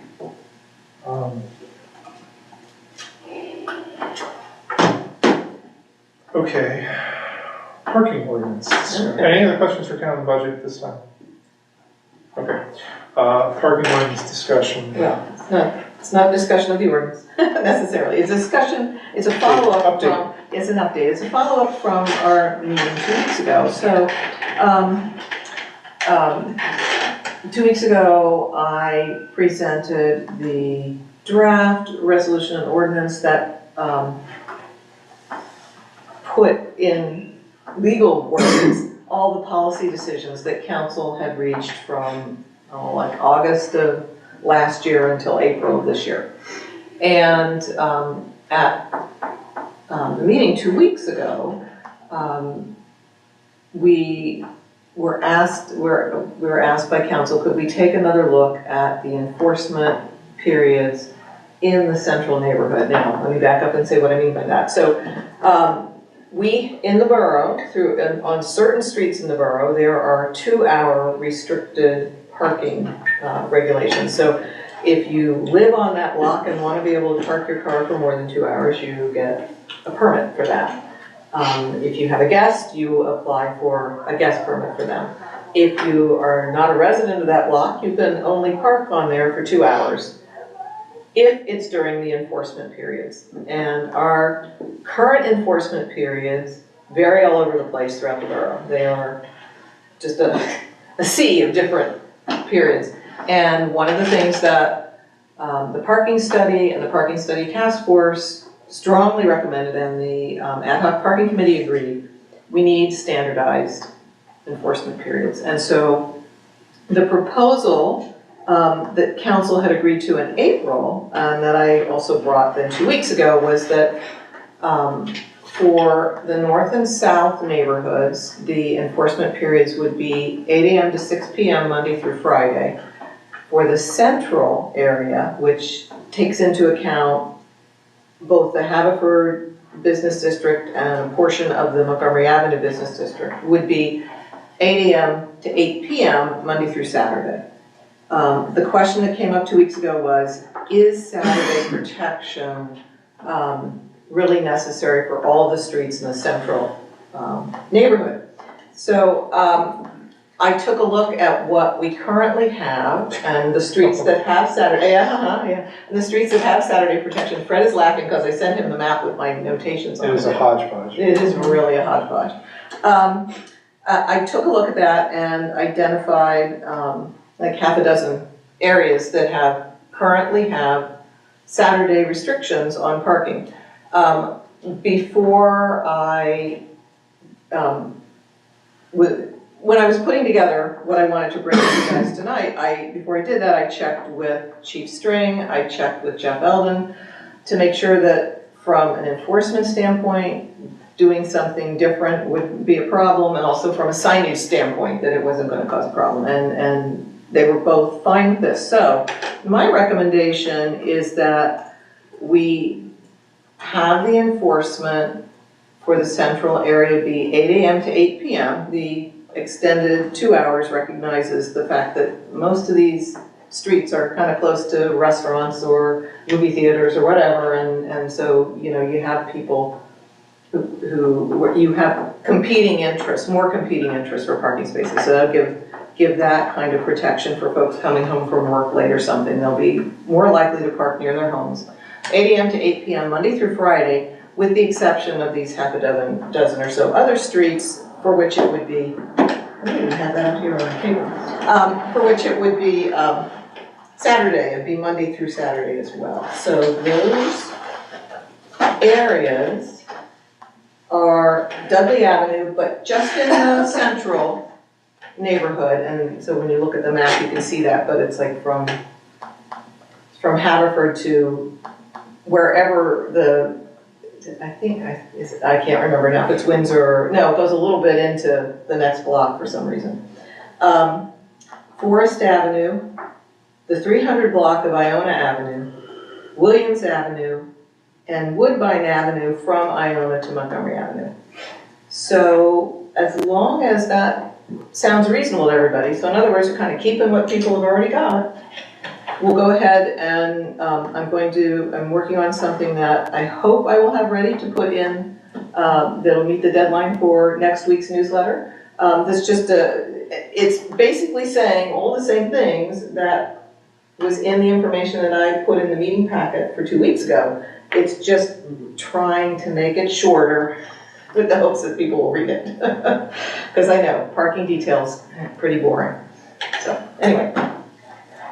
Do you have any questions? Did that make sense? I mean, let me know if I lost you or anything, because I'm too into parking lately. So you said Dudley, Forest, Williams, and Iona. 300 block. Not Haverford Avenue, or Haverford Avenue has meters on it. Oh, so we're not. Yeah, this does not affect. This is only 2 hour. The places that have the signs that say 2 hour parking. It's in 2 hour zones without the meters. Right. Yeah, gotcha. Yeah, Okay, yeah. okay. I was. None of the streets with meters have the 2 hour signs. Right. I didn't know if the enforcement of the meters. No. We're not changing the enforcement of the meters. That's staying the same. Okay. Whatever that is, and I don't know. Gotcha. I'd have to look at the ordinance. That's not in my head. That makes sense. Yeah. Were you starting to say something, Ian? No. Okay. Does that make sense to everybody? So our intention is to put this in the in the newsletter, to have as Barbara said, she's working on something to go in the newsletter. Hopefully it will be in next week's newsletter, the one that comes out for next week. That's my intention. I'll see if I can. And then as soon as the legislation is, complete enough, we can put it up on the website for people to look at if they really want to get into the weeds. Yeah, Solicitor Walco and I are still working on getting all the nuts and bolts of little things in there. So like the list of all the 2-hour areas has to be in there. So we're still working on getting those in there. But I am in this, what I'm going to put in the newsletter, I will include a link to the draft ordinance and resolution that was included in our packet 2 weeks ago. It's really not much change. People can look at that and if they really want the nuts and bolts, they're seeing, 95% of them, so.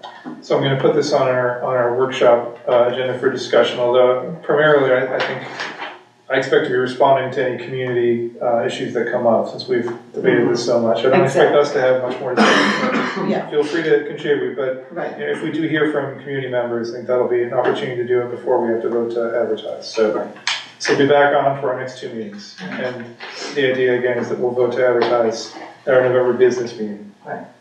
Now, Cindy, you asked me a question about commercial users, because they're not going to be able to get residential permits anymore. Right. And so if you've got a commercial user who is parking a car for 2 hours in a spot in an area that has the 2-hour restricted parking, and they then move it to one other spot on that block. Well, they could do that all day long and not be in violation of anything. We took a look at that and decided this was the chief's suggestion, that we could say that you would have to move your car to another block, to another block. So yes, you moved your car, but don't move it within the block, move it to another block, so that frees up space on that block. But the other blocks might also be 2-hour restricted, because we know a lot of them are kind of clustered together. So, but it would still make them move the cars further, make somebody move the car farther than they currently are. You wondered if there was anything more that we could do? Yeah, so I guess my question is really about the use of a public street for commercial benefit.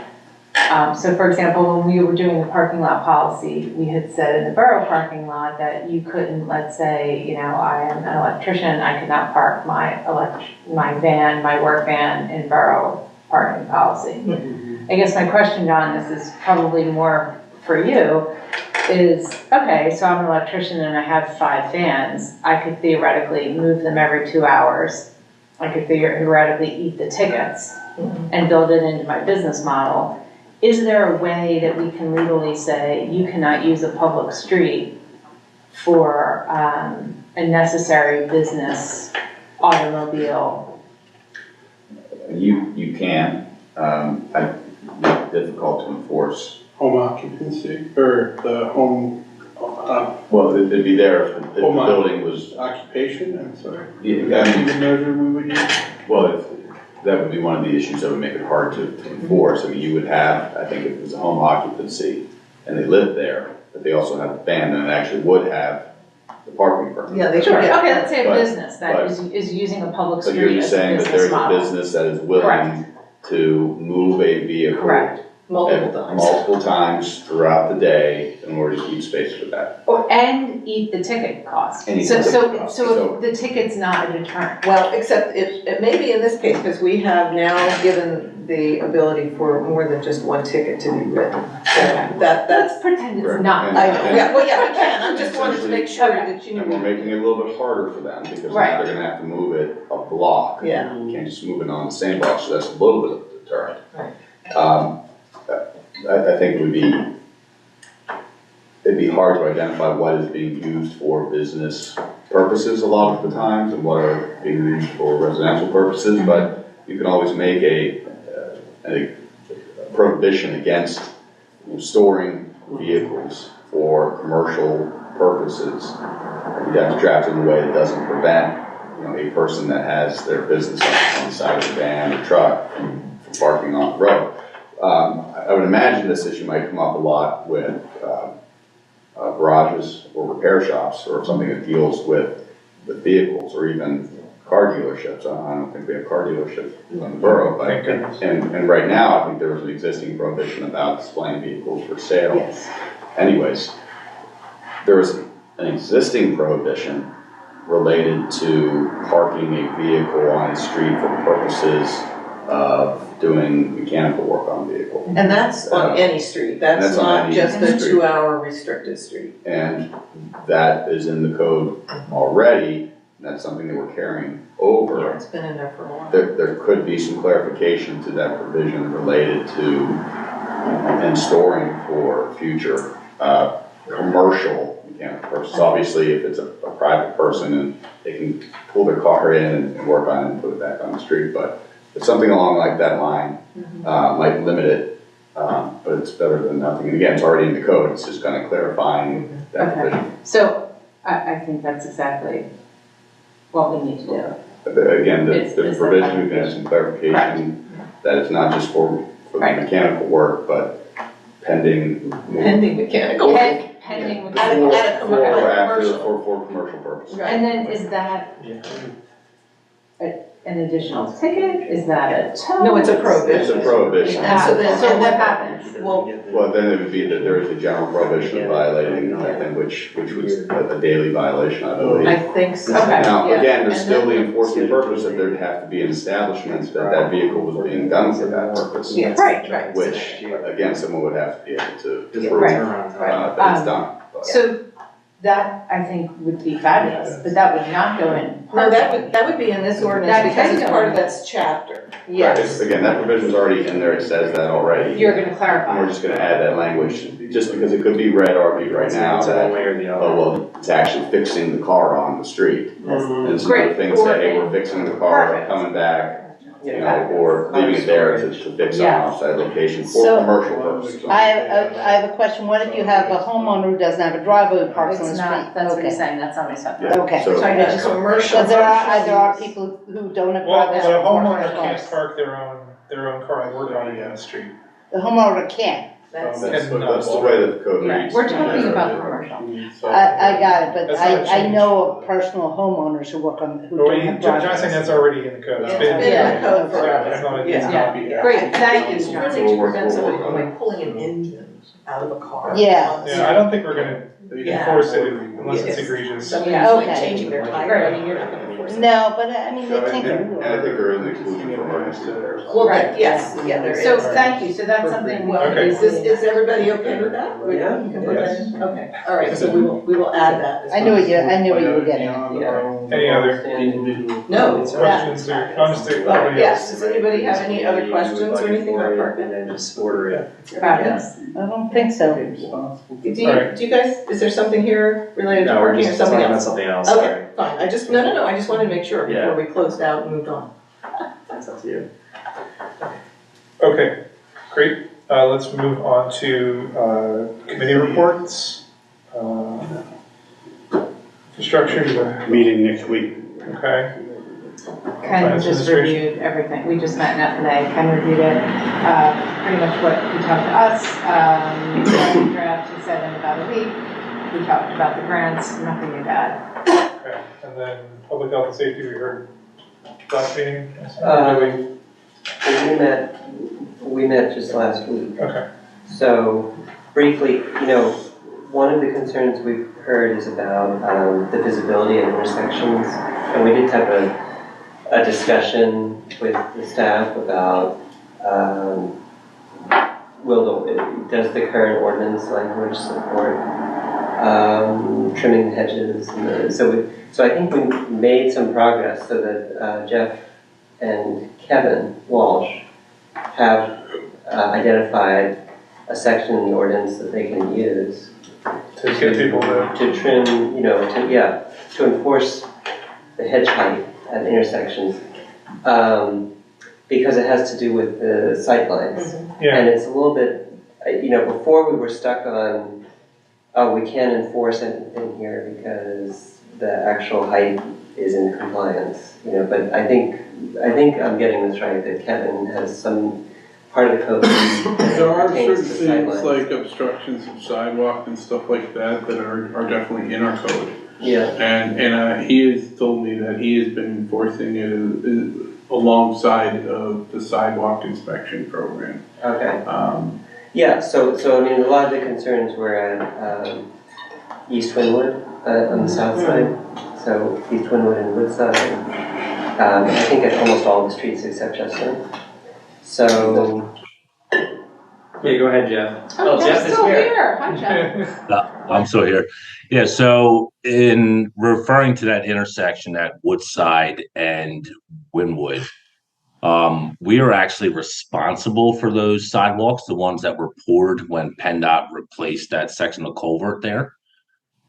So that kind of, I believe that grants us the authority to maintain, hedge height along that sidewalk, because the agreement from PennDOT states we're responsible for maintaining the sidewalks, shoveling the sidewalks, keeping them free and clear of any trash or debris. So we'll use that as our right to, trim back those hedges there. Mm-hmm. Just to make sure we're all aware, and it might not have made its way to the E-codes yet, but the recent amendment by council did amend the Streets and Sidewalks Ordinance 4468, I just lost it, saying that hedges, shrubs, and other vegetation adjacent to a sidewalk and within the right-of-way shall be maintained at a height not to exceed 4 feet. So I think that was something that council, because of these issues, and that was done by the ordinance passed in July, ordinance 1056. So you can't have anything higher than 4 feet. That's technically what for hedges, if it's in the right-of-way. So that's a recent change. Okay. Great. Yeah, okay, so also we discussed the EV pilot, just our plan in the committee is, as you had indicated, is to discuss the criteria for the pilot, what would make it successful, to respond to the questions that we've heard. That's what we're planning. We're planning to discuss that in our next public health committee meeting. Some of the criteria, we may not have all of it figured out, but we're planning to make some headway. And so the other thing we discussed was the mainline greenway project, Gene, and the signage that would be needed. We also discussed the Iona traffic calming project. Jeff and his team installed the speed hump. That was on September 26th. And from the data that they've collected, we see a dramatic drop in traffic, right? So it's interesting. I mean, the neighbors are reporting they're very happy with it. The cost was $3,700 for the temporary. It's a temporary speed hump that could be moved to a different location. And Jeff estimated that a kind of permanent installation would be about $10,000. And there's also staff time in there, and like the traffic engineer time, so. Well, that's true, yeah. And definitely. signage, the signage costs. Yeah, right, so it's, all that, it's more than that, yeah. Jeff's hand raised. Go ahead, Jeff. Sorry to keep interrupting here. That $10,000 price tag was an estimate from the traffic engineer. I recently spoke with a couple of asphalt contractors who I gave them, the spec of what was on that sheet for a permanent speed hump, and the estimates were between 4,800 to like 3,500 for a one. So we can use that number to estimate. Half of what you thought. Okay. That's Great. There's a statue of Jeff on Iona. A little shrine to it. Yeah. Patron saint of speed humps. That candle would sell at City Mabel. But we're still waiting, I guess, the more from the traffic engineer on the stormwater bump outs. Yes. So that's the other piece of it. And, on Iona. yeah, I mean, we ideally want to see the different elements, how they interact, and to understand the whole project.